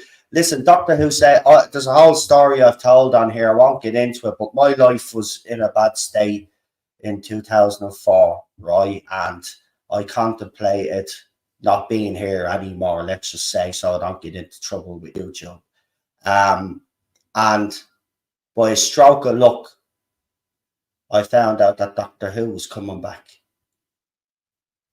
And it was only because I decided that I wanted to see what this version of Doctor Who was going to be like. I wouldn't be sitting here talking to you guys today, or anybody. I wouldn't even have this channel, right? So that's how much to show me. It's not easy. I don't know what your husband's circumstances are, but for me, when someone says that to me, it's not that easy. I wish I could. I honestly wish I could go out there and find something else that I could love as much as Doctor Who. But that's the problem. I know I'll never find anything as much as I love Doctor Who. I agree with you. I agree with you. I also want to say, I appreciate, honey, that you're trying to help me out there. But the thing is, I can't do it. I can't. It's not even because... I know, honey. It's because of who introduced you to Doctor Who, it's not because of who introduced me. That was what was the reason I felt. One of the reasons I continue to talk about it is because I'll mention this briefly. I was introduced to Doctor Who by a friend of mine, and I always used to talk with her about Doctor Who, all the new stuff coming out. We'd always be going back and forth talking about stuff. Unfortunately, we had a falling out. This person was sick, very sick, and unfortunately, she passed away very young. She passed away around the time where Capaldi regenerated, right around that time. So I'm hoping the last episode she got to see was what was it called? Twice Upon a Time, I think was it called? Yeah. So I keep talking about it because I know if she was here and she could see what was going on, and she would, and know that I had a platform like I do, and that I could be saying something and I wasn't doing it, she'd be kicking me and telling me, "Gotta say something, say something." That's why I'm here. But the reason I can't just move on to another franchise is because I don't trust people in charge of franchises anymore. I'm sorry. I've watched all the franchises that I've loved be taken away from me, stepped on, spit on, and then thrown back at me and go, "Here you go. Here's your franchise." And it's like, but this isn't my franchise anymore. You destroyed it. No, we didn't. We made it better. No, you didn't. You took what made the franchise special. You took the heart out of the franchise. You jumped on it. You shattered it into pieces.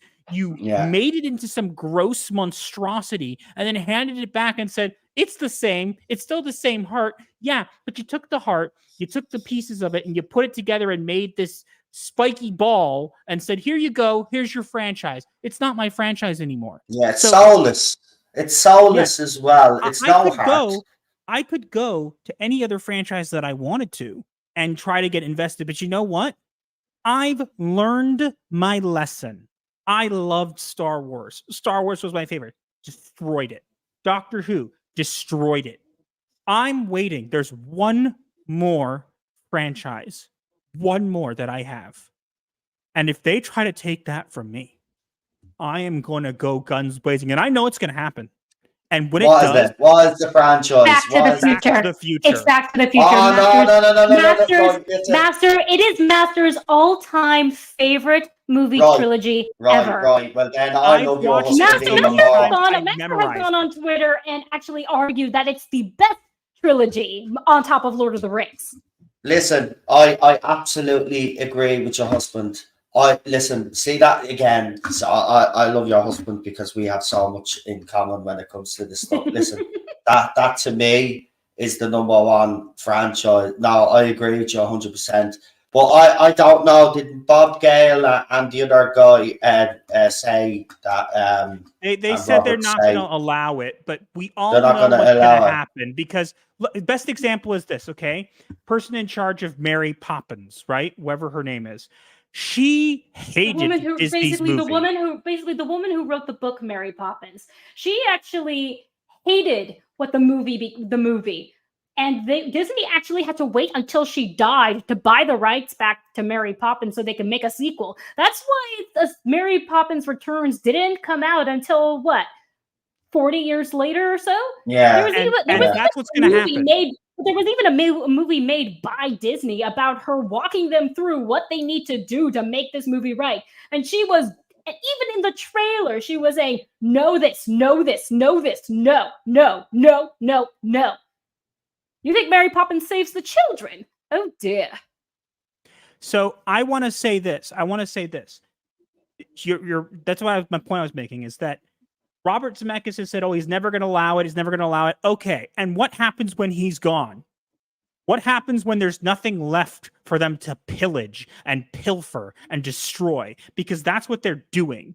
They're taking everything. But surely he would, and the people that own that IP have something in place that when they pass away, it passes down to their children, and there's explicit orders. Another example, though, Lord of the Rings. Look at what happened to that. Now we have Rings of Power, the garbage show that's pretending to be Lord of the Rings. Why?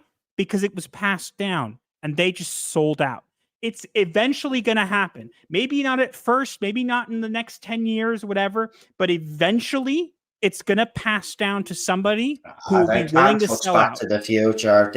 I even said this, though. I said this actually a couple of years ago, and I do say it quite a lot, but if they do touch the Back to the Future trilogy and they remake that, then it's over for the movie industry.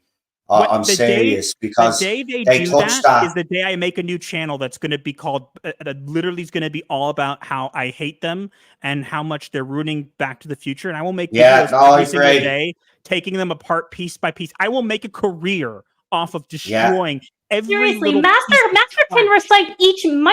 can recite each movie from memory. I've watched them so many times. I've memorized them. I know lines. We were watching number 2 recently because my wife hasn't seen them all. And honey, how many times did I say things that characters were going to say before they said them? At least 3 or 5.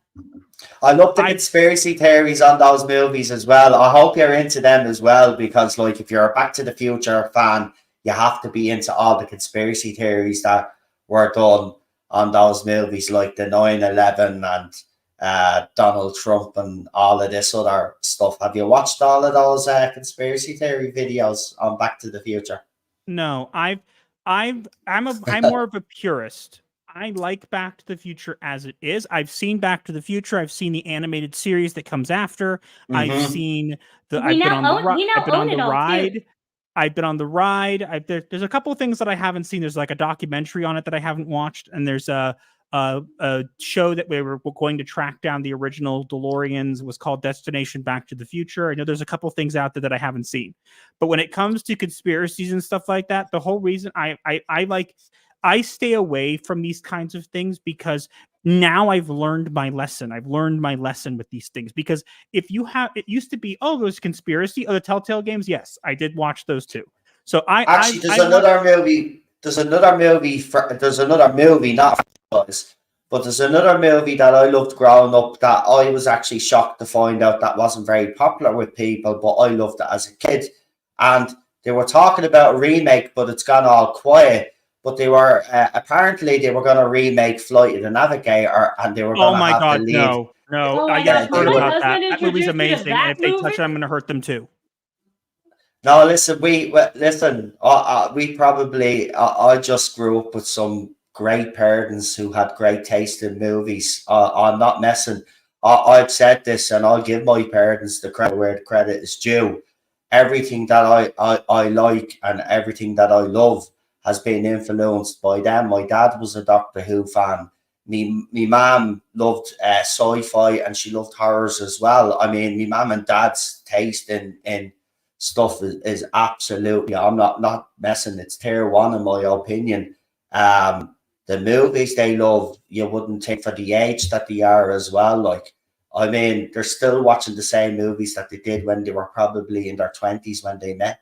Like, it's crazy. Like, but all of my TV, all of the movies that I grew up with, the Back to the Future trilogy, the Star Trek franchise, Star Wars franchise, Indiana Jones, the Alien franchise, Godfather franchise, you know, all the mob movies, all through my parents. Like, when I was a kid, I was watching horror movies, right? I watched The Exorcist when I was a kid.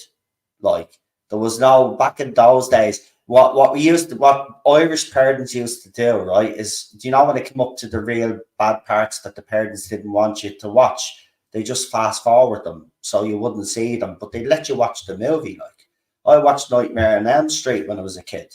Loved those movies. Halloween franchise, grew up with that as well. Grew up with John Carpenter, Stephen King, the whole lot, all thanks to me parents. Like, so, I mean, you know, I just, you know, look at, they don't make your husband will agree with me here. They do not, right? You look at TV back then, you look at the caliber of movies back then, they don't make them like they used to. They don't, because they use a bunch of CGI gobbledygook now, and when we had practical effects, things looked better. That's what I was going to say to you. It's not just all this diversity and inclusion. What's happened is that the technology has gotten so great, but these people have gotten lazy. Practical effects are always the best. And look, I always say that CGI and all of this blue screen and green screen and all this other technology has actually ruined the movie industry. It has. It should be used as a tool to help improve things, not as the basis. Now, I have one more thing before I let you continue, Noel. I have to ask this, okay? And the answer is going to be very important, okay? Right. The Last Starfighter. Yes, I like that movie too. Okay, good. We can be friends. Okay. What's the Last Starfighter? Yeah, so listen, all of those underappreciated 80s movies that were shown as well. Listen, I love them as well. The Flash, obviously, Flash Gordon, cult classic. You know, it's a bit of a terrible movie, but it's one of those terrible movies that is just so great. I mean, listen, growing up in the community that we did, we're lucky to even have a TV. Because Jewish communities are so strict that literally, I was in high school, 9th grade. The school I was at was absolutely conformist, and we actually had an assembly conducted by the principal about why you shouldn't have a TV. And one of the girls in the school actually said to her friend, "What's a TV?" Yeah, take it to Catholic Church. I was lucky to have it because to pull that. Yeah, I was lucky to have a TV because my grandfather worked in entertainment. So my dad and my dad and his brother grew up with comic books. At my grandma's house, there's literally an entire bedroom with all the shelves just stacked with my uncle's comic books, still in their plastic casings. My dad's are in a box somewhere in the garage. But my dad is the reason I got into comic books. My dad and my mom introduced me to Star Wars and all the other, and all the cool things. But when people are surprised that we haven't seen some of the classic movies, that's the reason why. We were lucky to just have Star Wars. But you know what? I'll say this though. I kind of envy you a bit, because when you do get to watch these, you'll be watching them for the first time, and then you'll obviously feel the excitement and the joy, or whatever movie you're watching that we did at the time. Today. That's exactly what I felt when I saw Back to the Future 2 for the first time this week. This past week. Oh man, my wife. It was the first time I can remember actually being on the edge of my seat and feeling such amazing suspense from a movie. Do you know what's crazy, right? This is how crazy, right? Because it's a similar situation here. I love that trilogy. But my wife has never seen that trilogy. So this was her excuse for not watching it, right? And it kind of is a legitimate one, I have to say.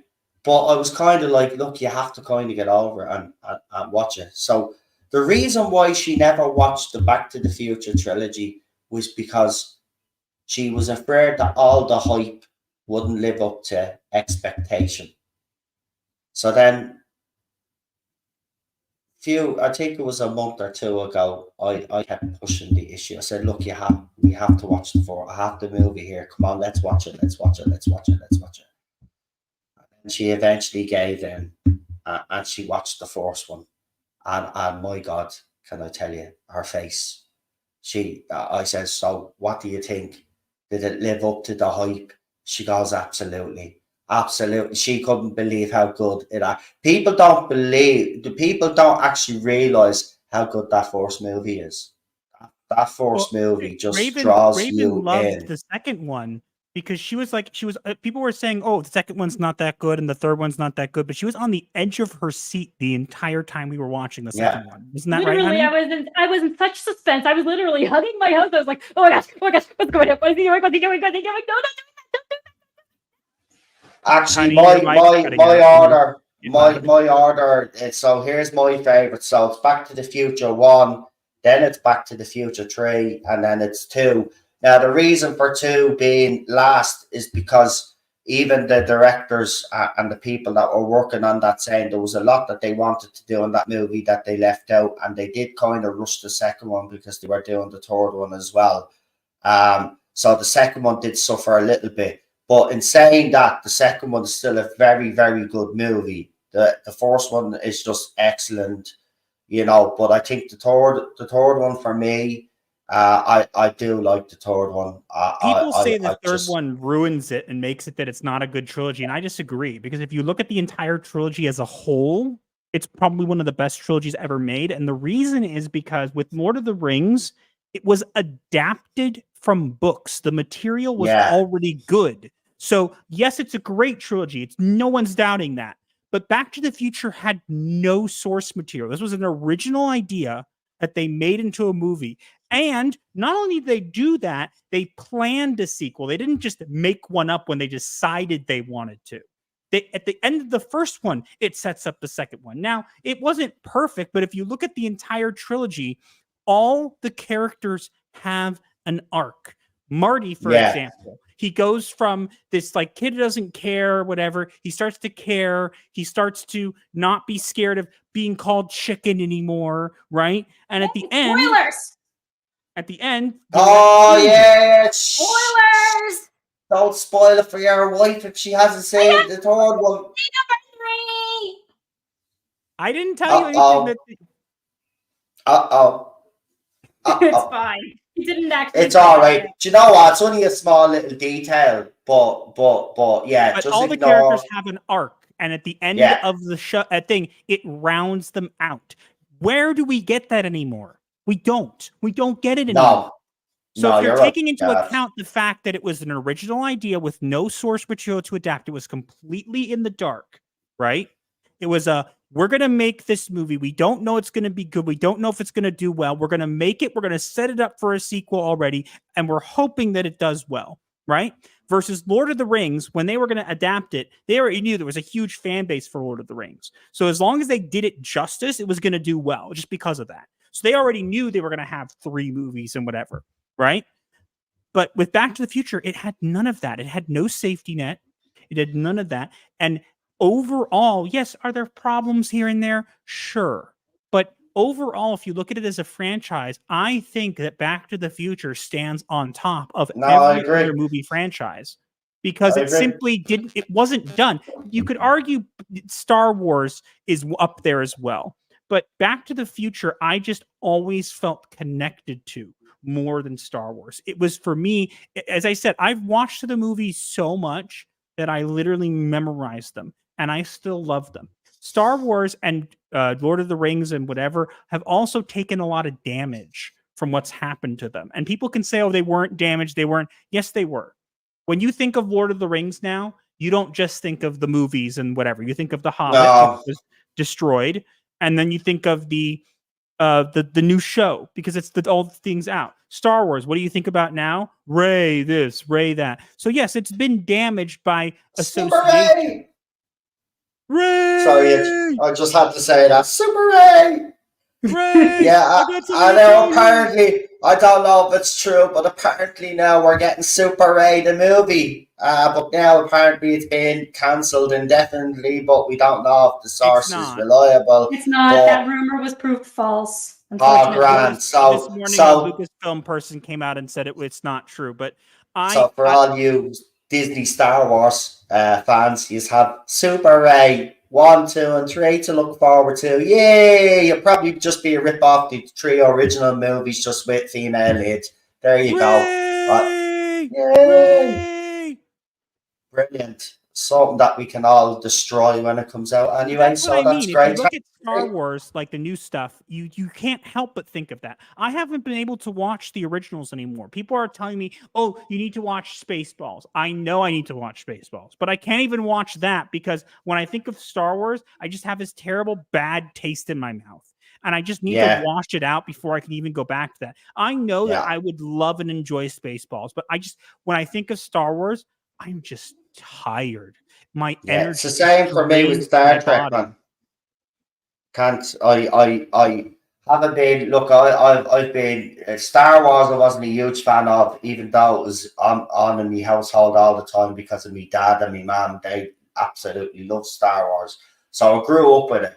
But I wasn't a fan like everybody else is. I got to be honest. Star Trek was the franchise that I gravitated towards more. So the shows and then obviously the movies that we had with the original crew, and then even the next generation movies, even though they probably weren't as good as the original movies, I still watched them through. But I haven't been able to watch them now. And I mean, people will tell you, I bang on about watching Voyager. This is probably the longest I've went without watching Voyager. Now, I know Voyager is probably the weakest show in the Trek universe, but I actually did love that show. There was just something about it. The crew, I think it was just the people that were on the show that I gravitated to because I loved all the characters, even though some were poorly developed and others were greatly developed.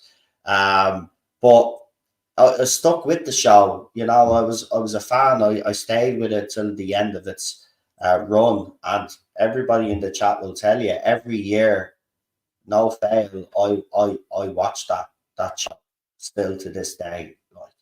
And recently it was Voyager Day, you know, and normally I'd say something, but you know, Discovery and other shows, Picard in particular, the first few seasons absolutely destroyed the Star Trek legacy, in my opinion. So I'm like, I've lost an awful lot of franchises to this whole stupidity, and that's what it is. It's stupidity. We've stopped watching things from TV and stuff now. We all we watch now is anime.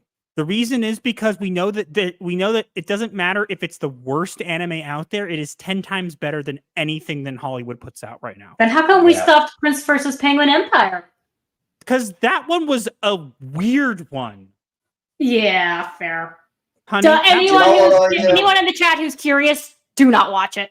Don't. You know what I do? I watch old TV shows of the 70s and 80s and even the 90s, and the same with movies. I don't actually watch art new unless it's something that I'm really interested in checking out.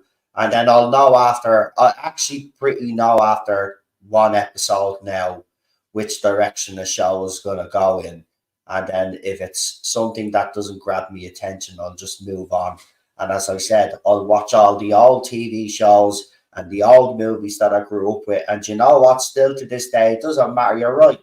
Back to the Future. You could literally watch Back to the Future parts 1, 2, and 3 every single day, and you would never get bored of that movie trilogy. Exactly, because it was so well made. That's the thing. I used to watch Star Wars a lot when I was younger because my dad and me didn't really get along with a lot of things. But when it came to Star Wars and stuff, he sat me down and he watched them with me.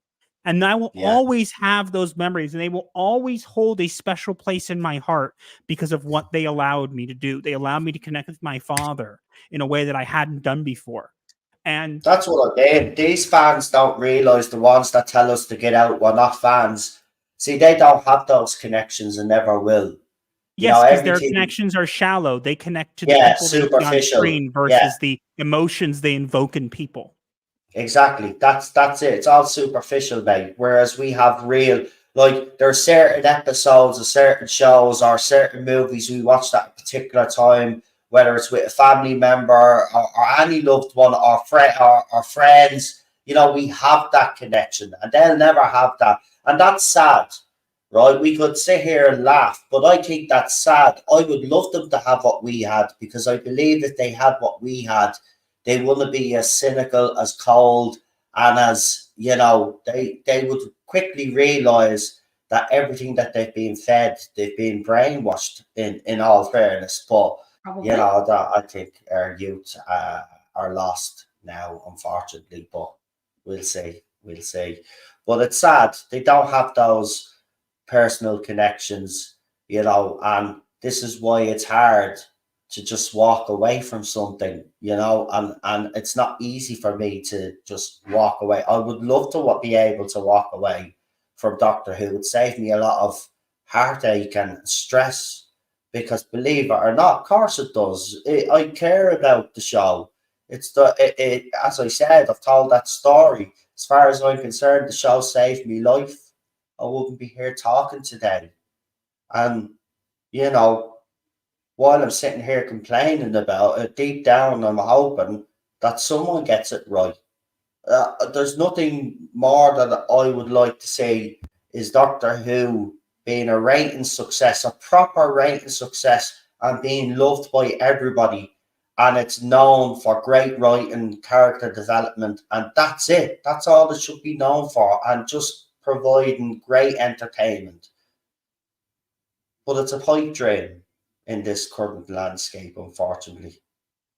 I just pity these kids because they never experience, as I said, what we have. And they're never going to, because everybody No. tells them you can't like a movie unless you identify with what's on the screen. And if they don't identify with it, you shouldn't watch it. It's not for you. And then they can't. So they're never going to feel what we did. They're never going to get what we did growing up. They're never going to So, have those memories. so you're already right. Think about it. All of the old movies and some of the TV shows that we've grown up with, not all movies, but some movies and some TV shows that we grew up with have trigger warnings now. So think about it. They can't. This is the thing. They're so far gone.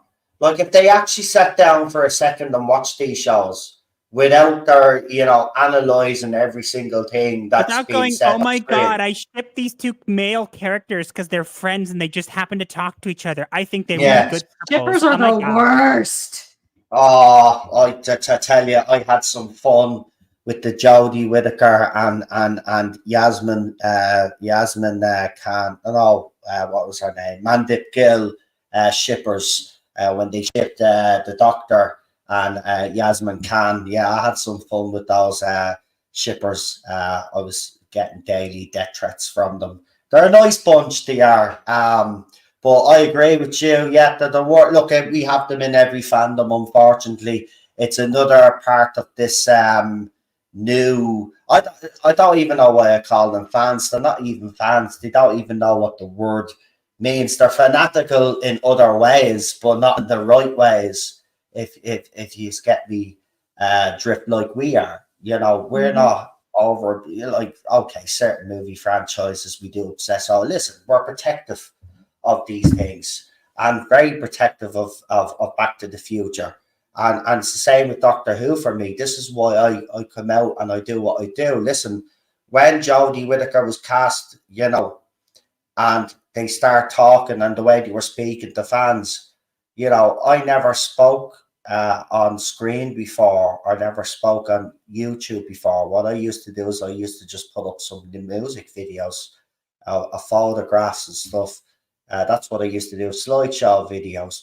But I felt so compelled after the way these people were talking to fans, and I felt that especially the long-term fans, were being disrespected. So I came onto YouTube, and I haven't stopped since, and I won't stop until this show is either cancelled, and obviously it's cancelled, and I have anything to talk about Doctor Who wise when it comes to the show, except for the stuff that we already have.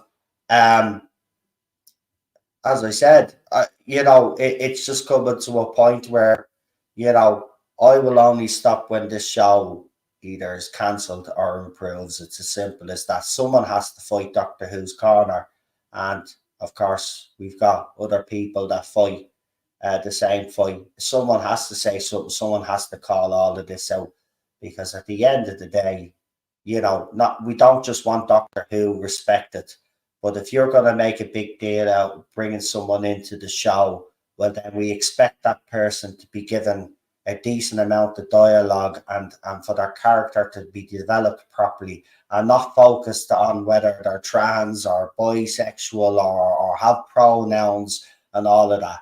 But right? we need everybody to see themselves. It doesn't matter if they're a good character. We need to just throw them in there because reasons. Let's just throw a piece of wood in there next time, because we want to make sure we address the androgynous tree people, right? So we just put a chalk already a character. Well, they already had a wood character, and it was still better than all of these. Oh yeah, they had a plank of wood character. Yasmin Khan. She was the plank. We used to call her the plank here on this channel when Yasmin Khan was around, because because Yasmin Finney's acting was so wooden that we christened her the plank on this channel.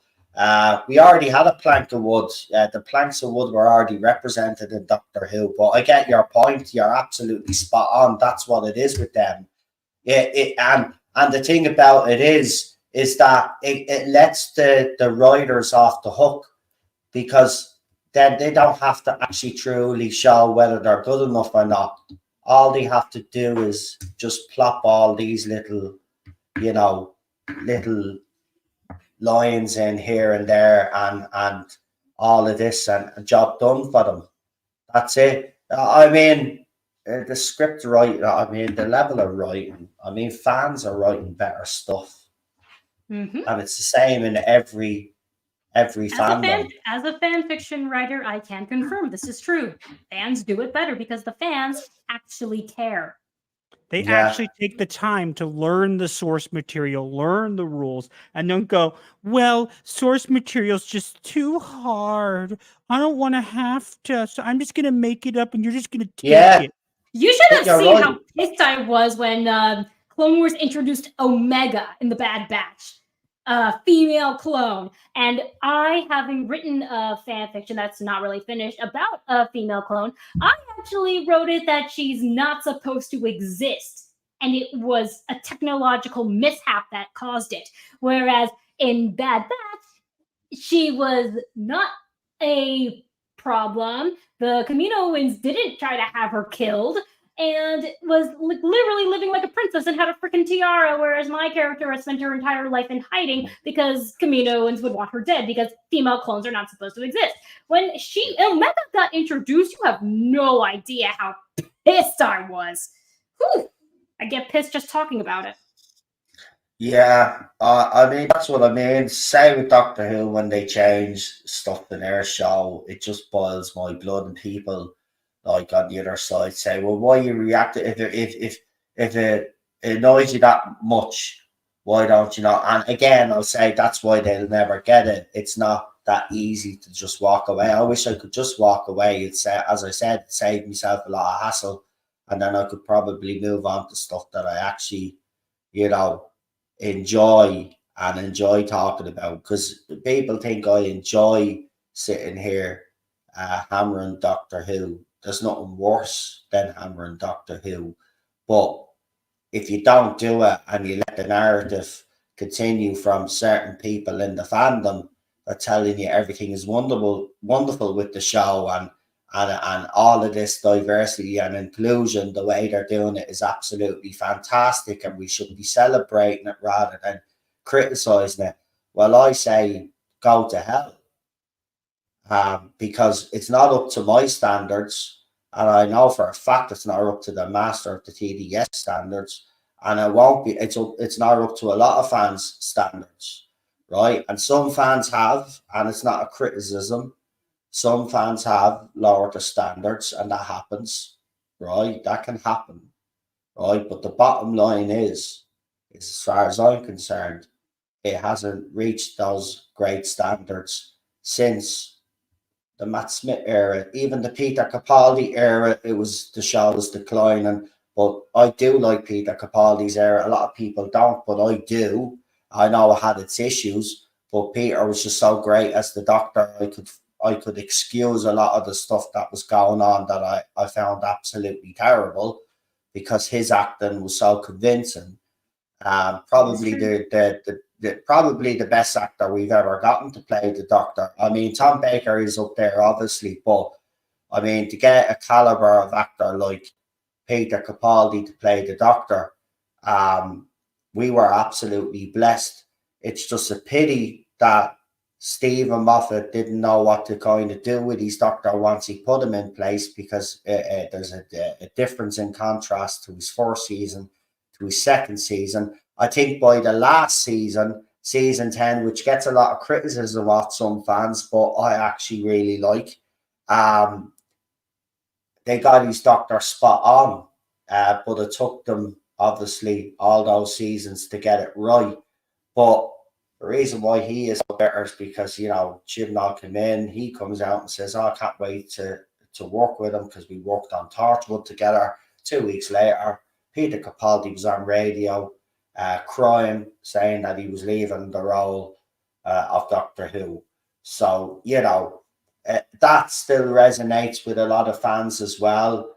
And a lot of fans haven't forgiven and won't forgive that, because Peter, all of this crap that they were coming out with, because remember, before he got sacked, when Chris Chibnall came on board, then the media start coming out with articles talking about how the days and the filming was long on Doctor Who, and they start bringing up Peter Capaldi's age, and then those sycophant fans start coming out then with their ageist rubbish and accusing Peter Capaldi of all sorts and all of this, right? And then literally a few weeks later, he's on radio announcing that he's gone. He was pushed. We all know he was pushed to bring in a female Doctor. Chris Chibnall was insincere when he said that he had he had auditioned male and female actors and actresses. Not true at all. He always had a female Doctor. He contradicted himself anyway then when Jodie wasn't announced, because he said then that he said to the BBC the only way he would take this job if he could cast a female Doctor, and they gave him the green light. So he lied there and then.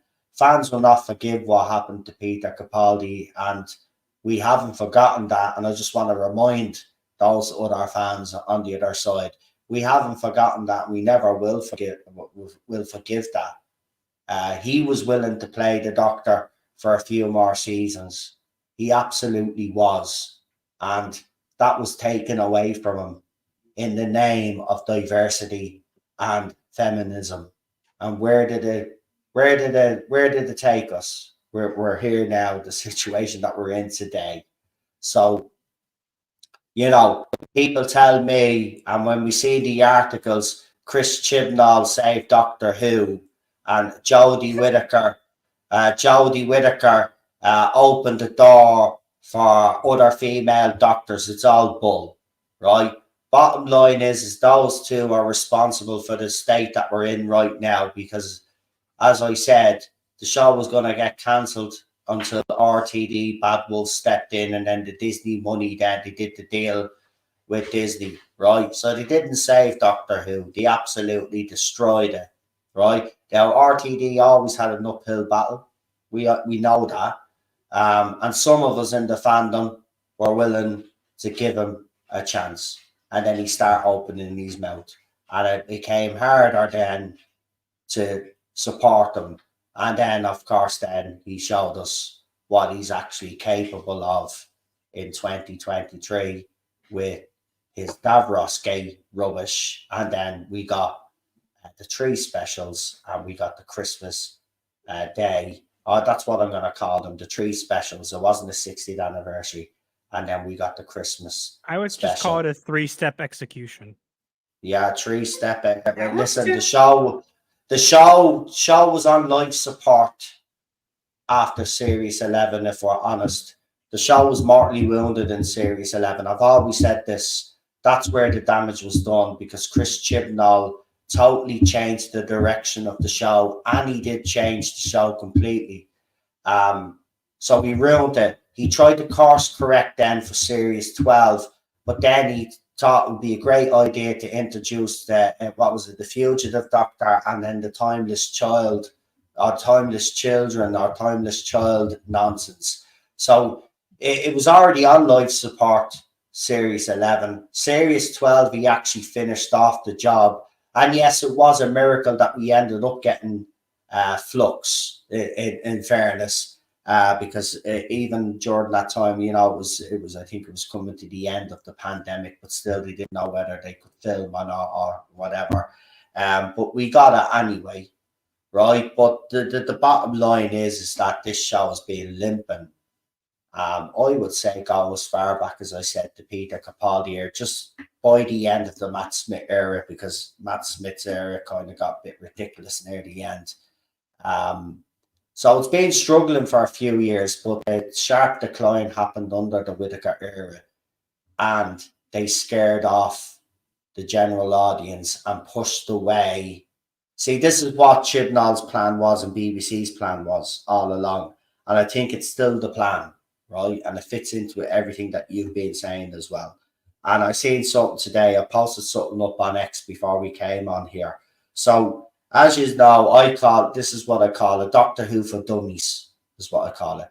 So the BBC YouTube channel has been putting up videos, as you know, the run up to the 3 specials and then Shooty's Christmas special. And I've been calling the series of streams that they've been putting up Doctor Who for Dummies. Right, because they're basically explaining the show to the morons that just basically can't understand the show that we love. You know, the drones that they're attracting to the show.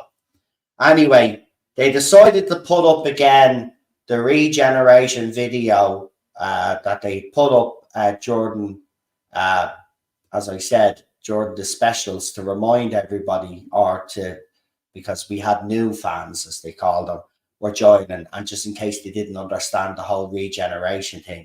Well, they've added that whole stream again, and they've added the boy generation scene now to it.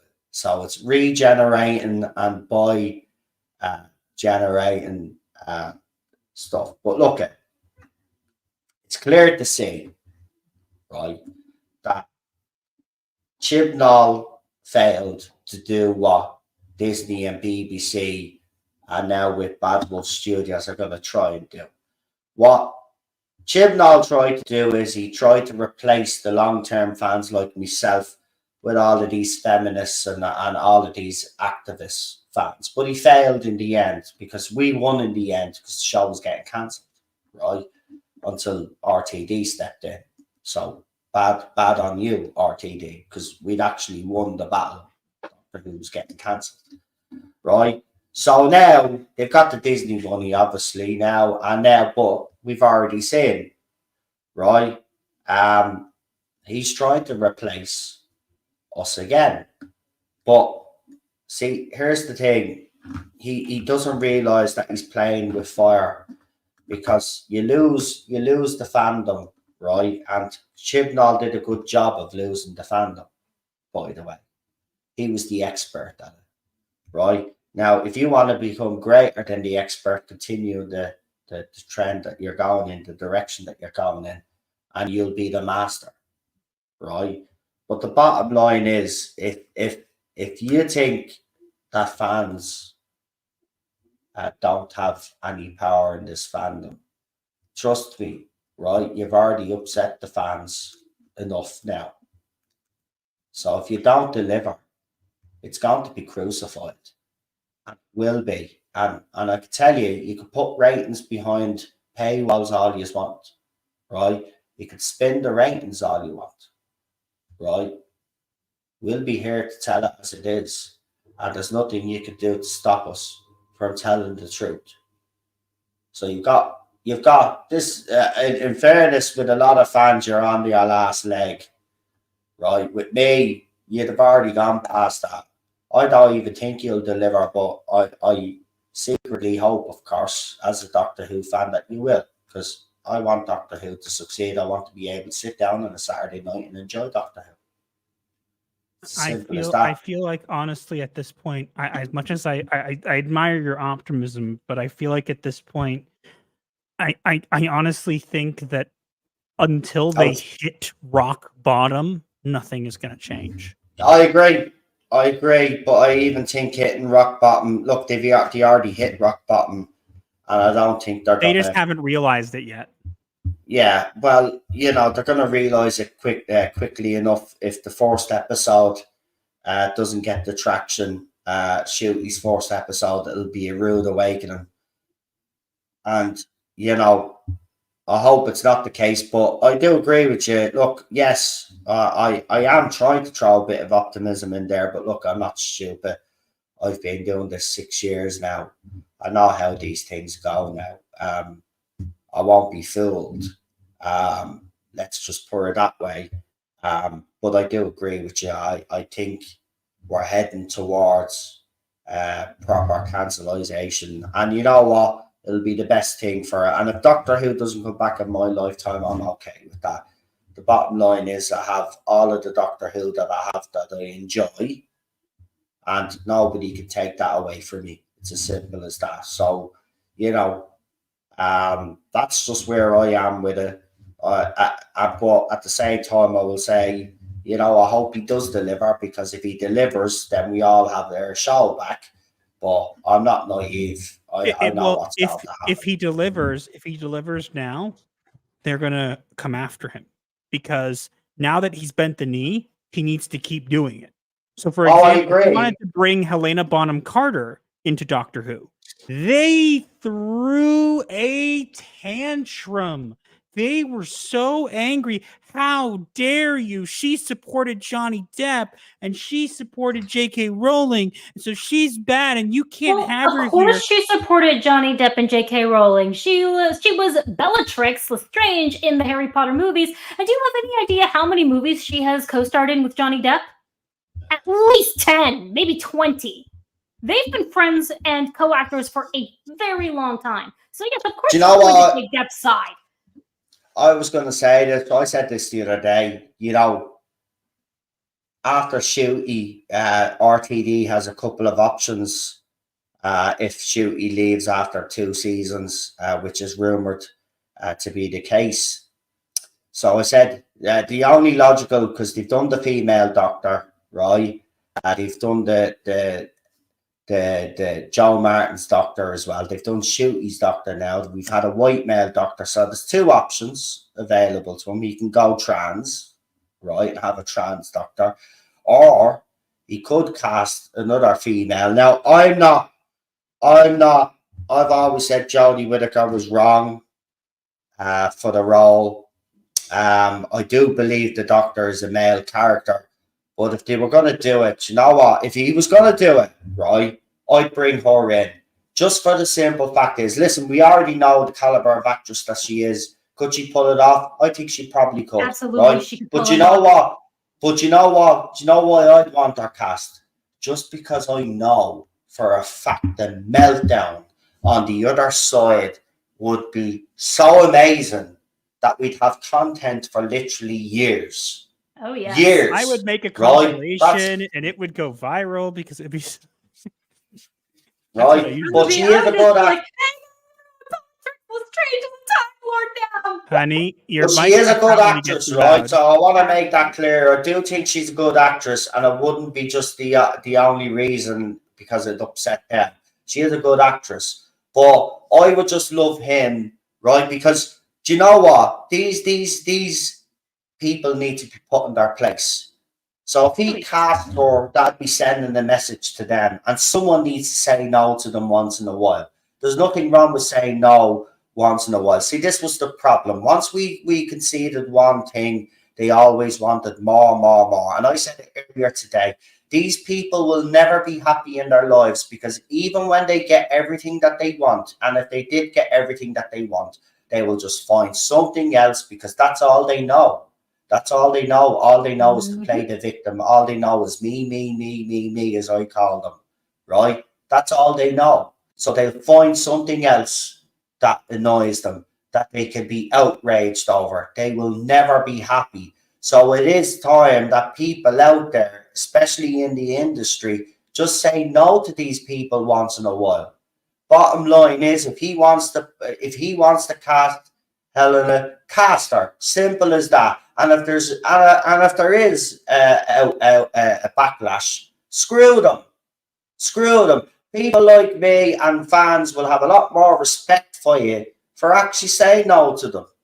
Right? Don't bow down to the press. This be the worst thing, because listen, no matter what RTD says, he's had her in mind for a role on Doctor Who, whether it's to play the Doctor or play a character on Doctor Who, for a very long time, right? And he has an opportunity now with the Disney money there, right? She's worked for Disney before, right? Listen, if they ask for her to be cast, it's done. End of story. It's going to be done. But nobody should be put out of work because these lunatics demand it. It's someone has to push back and say no. And yes, they might hate him for it, but trust me, mate. Trust me. If you write something that's great. Trust me. Forget about those people. You won't need those people. They're not real fans. You get people hopping back onto the IP, the franchise, whatever you want to call it. And that's just it. People need to stop giving in to these people. I'm sick and tired of it. They make a demand and they get it. Right? It's time someone said no to them. Cast her. And you know what? If you're, you know what, casters, you know what, just cast as the female Doctor. Do it. I was even so good as a Doctor. Just do it. She should have been cast as the female Doctor to begin with, honestly. Yeah, He probably went with Jodie, because I don't think Helena is a feminist at all. No, not with Jodie. No, but that's the thing. A very respectable woman. If anyone's ever met her or seen her in real life, she doesn't give a crap. Like, no, she will literally be super fancy one day and then walking around in like drab stuff the next day. She just she wouldn't have walked well with Chibs though. She would have took one look at a Chibs script or someone that Chibs had brought in to write the show, and she would have just walked off. There's no way she would have picked up a Chibnall script and said, I'm in. She's way too respectable for that. So get her on RTD, not just because I want to see the meltdown, but because she is a good actress, and I wouldn't mind her in Doctor Who. Who wouldn't? And why don't you actually give Johnny Depp a job as well, just to piss off the God, yeah, Johnny Depp as the Doctor. Get Johnny Depp in, right? Or even getting him to play a pirate. You know who else would also be good as the Doctor? And whatever. Benedict Cumberbatch, I think, would do a good job. See, I would have said that a few years ago. I'll explain. The reason I think he'd be good at it is because I think that he can be both funny and serious. And I feel I agree, because he did it with Sherlock. I agree with you, but I would have said that a few years ago. Yeah, now I don't want him to be, but he would be a good one. He'd be a good choice. Yeah, he would have been a good choice a few years ago, absolutely. But now, I wouldn't give it to him now. Sure, he's down with politics and all of that crap as well, isn't he? I would totally give it to Johnny Depp or Helena Bonham Carter. Or hell, cast one of them as the Doctor and the other as the companion, and boom, you will have people showing up in droves. Or have one of them as the Doctor and one of them as as playing the Master. Or Missy. Because both of them play a bad guy so well. That would just be amazing. They would actually get, if that actually happened and it was done well, they'd get a lot of my respect back. Yeah. Unfortunately, they're not going to, because they don't care. It's a pipe dream. It's a dream, yeah. That's it. Anyway, look, we've gone, what, 2 hours I was and gonna 15 say, minutes. Master has a client in 45 minutes. Yeah, we probably should have wrapped up a long time ago, but the conversation has been so good tonight that, you know, these streams kind of have a life of their own. But before we do go, it's only right that I get you to promote your social medias, your YouTube channel, and any up-and-coming streams that you want to let people know that you're doing. You're more than welcome to do that now. And PD has been thrown, and he's had to doing it again there. So he has thrown the link in. It's also in the link description of this stream, guys. If you didn't catch it in the live chat, it's also in the link description, so you can go and check out all of their links there as well. But if you want to tell people while they're here where they can find you and what days you stream and what other platforms you're on, if you're on any, so go ahead. Sure. I'll start. I'll let my wife take over for her stuff. She has a couple things to plug as well. You can find me primarily on Twitter at masteroftheTDS. I'm on there a lot. I'm not on as frequently as people think I am. So I'm on periodically. I just kind of post something and leave. But I'm also on Instagram as well at masteroftheTDS. We also, as we mentioned before, my wife and I do a YouTube channel together. It's called Gothic Therapy. We do videos every Sunday. We don't have a set time for them, unfortunately. We sometimes get them out later, sometimes earlier. It depends.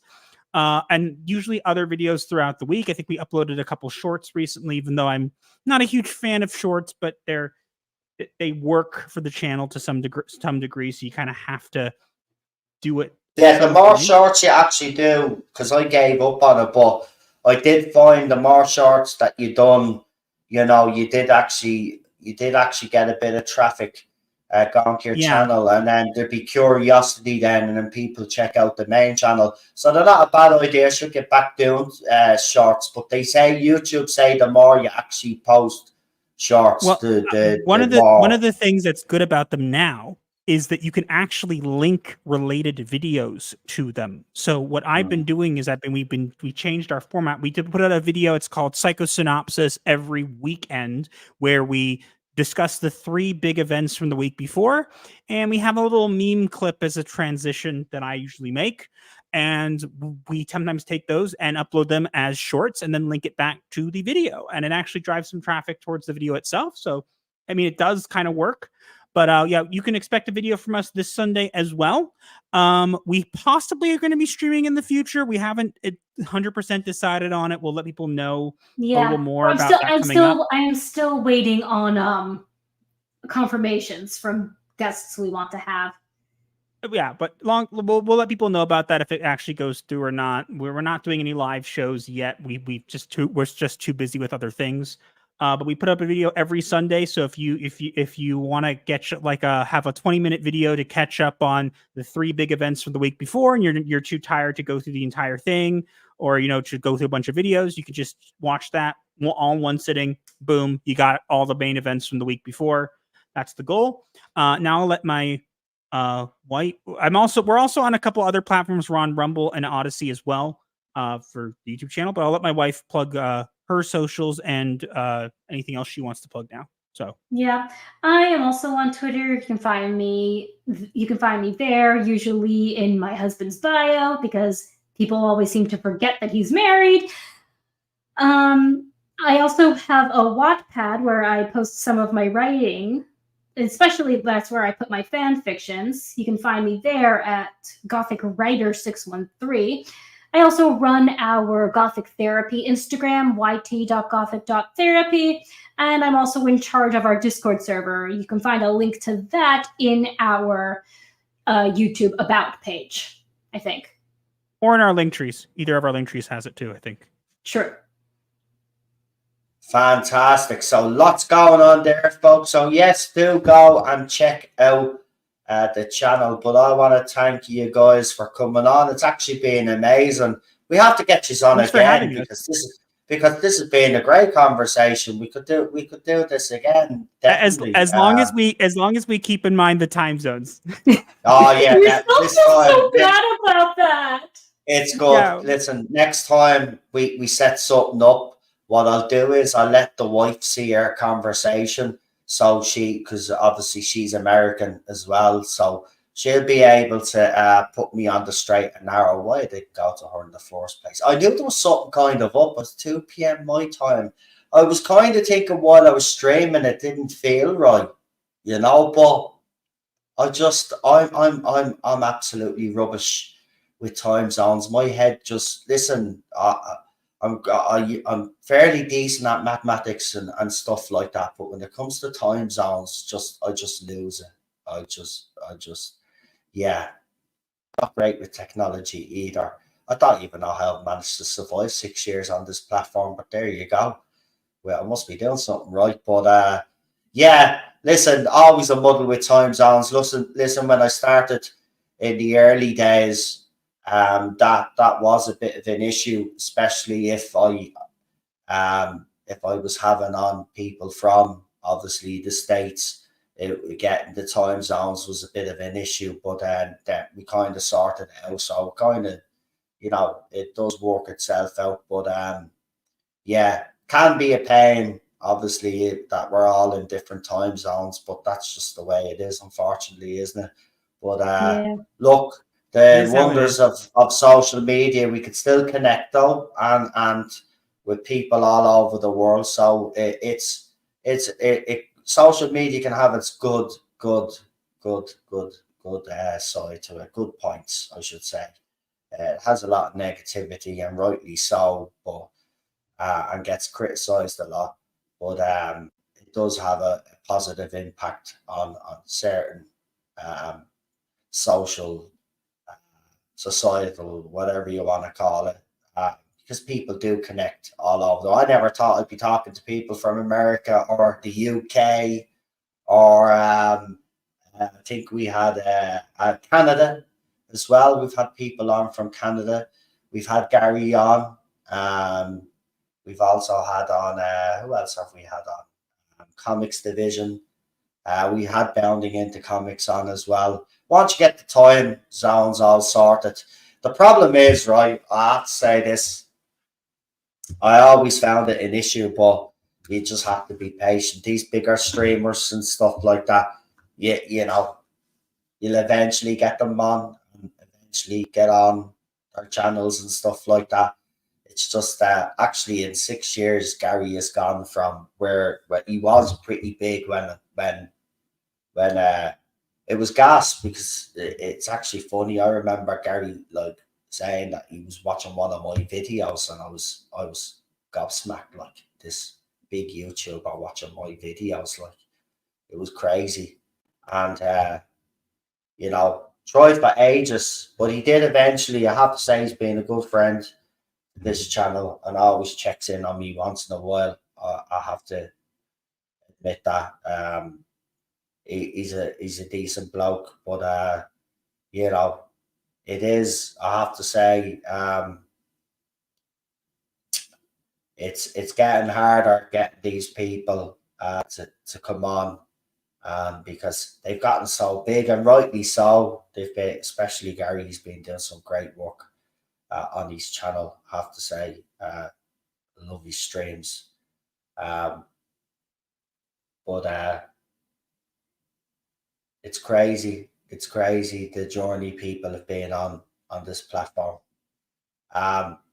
Look, what I'd say to you is about the live streams. Look, if you're looking for guests, we can introduce you to a lot of people on this side of the fandom. Now, they don't just all talk about Doctor Who either. There's loads of channels that we've brought on here that, like the Sense Sphere. There's a couple of other channels, Jack Main. You should try get Lee on, actually, Problem Pig. He'd be a good guest for you if you are looking for guests. He's like me, a bit of a chatterbox, so you'd get on very well with him. There's a Rabbi from Another Planet. I don't know if you guys we know of him. We haven't. I don't think we ever ended up streaming with him. We kind of took over for him as the Jewish representation of nerddom. Listen, I'm telling you, right, I've had him here on plenty of times and I've been on his channel. The one thing you're guaranteed with Rabbi is that you're gonna have a laugh. And he could be quite controversial, but he does it all because he wrecks the other side's head. You've probably seen some of the thumbnails for his videos. He does it all just to annoy people. Yeah, I see those. Yeah, but he's very funny. He's very funny, and you know, he gives 0 Fs at all. This guy, and as I said, we've had him on here loads. So I've been on his channel. We used to stream together on his channel. We used to do this movie thing where we talk about movies and stuff like that. He'd be brilliant, seriously brilliant guest. You should reach out to him. You know, because he'll do anything. That's the thing. I never thought he'd come onto my channel. I thought I was too controversial for him, but then when I watched one of his streams, I thought, oh Jesus, I'm a kitten compared to him. It's all good. He'll come on, and he did. He came on the first time I asked him. He's a nice chap. He gets a lot of stick, as you probably see on social media, but he doesn't care. That's the thing. It's like as if he wears a bulletproof vest in life. He just, anything they throw at him, it just bounces off him. I mean, the insults, the names that he gets called on a daily basis, the threats, and he just laughs it all off. I mean, he's something else for that, I have to say, because I've let things get to me. Now, probably off camera, he probably does. We don't know, but the fact that he's able to keep this up on air and stuff like that, yeah, you have to have strong character if you're hiding what you really feel. But I thought with him, I don't think it is. I just thought he's like a leaf on the wind. He just breezes through life and gives 0 Fs about anybody or their moaning or anything like that. But listen, as I said, if you're looking for guests, if you really want to do that live stream thing, I know you're saying you're busy right now at the moment, but if your load ever lightens up and you do decide to do those live streams, let me know and I'll introduce you to a few people that I know that would do streams with you, because I have to say, you know, we can get anybody to come on here now, and we help each other out and stuff like that, and we like to promote each other, and I promote everybody's channel on here now that has ever been a guest on this channel. That's just what we do. We like to give back, because I know I wouldn't be here if it wasn't for people that are watching. So, you know, we like to help other people out. Doesn't matter how big or small you are. At the end of the day, we're all on the platform together, and I know how hard it is on that platform, you know, because YouTube, as you know, they will try to screw us over on every given opportunity. As you know, guys, you know, YouTube is probably one of the worst platforms for streaming on now. It used to be the best. But yeah, if you ever need any guests, what I'm trying to say is to be people out there willing to come on and talk, because there's a lot of talkers in this fandom. So if you ever do it, we'll keep it in mind. We do have to go because I actually have to get back to work. Not a bother. But listen, I want to thank the both of you personally for coming on. I really enjoyed this stream. You have been absolutely fantastic guests, and I'd love to have you on again. Of course, at some stage, whenever you are free, we could do this again, because it was a great chat. Yes. Yeah. We'll be sure to make that. Okay. No problem. We do, because it was absolutely fantastic. But I'll let you go now. we'll wrap up here as well, guys, because I need to go. That's my third stream today, and I'm absolutely shattered. Yeah, you must be exhausted. I am. So I'm gonna say goodnight. The banner is gonna disappear there now. So there we go. And let's hope this time the trailers play out. If not, I'm gonna look stupid. But here we go. We'll give it a go. Let's hope the computer doesn't crash again. Good night, folks. Thank you for joining us. We will see you for the next one, which is tomorrow. So come and join us tomorrow. I'll talk soon. Bye bye.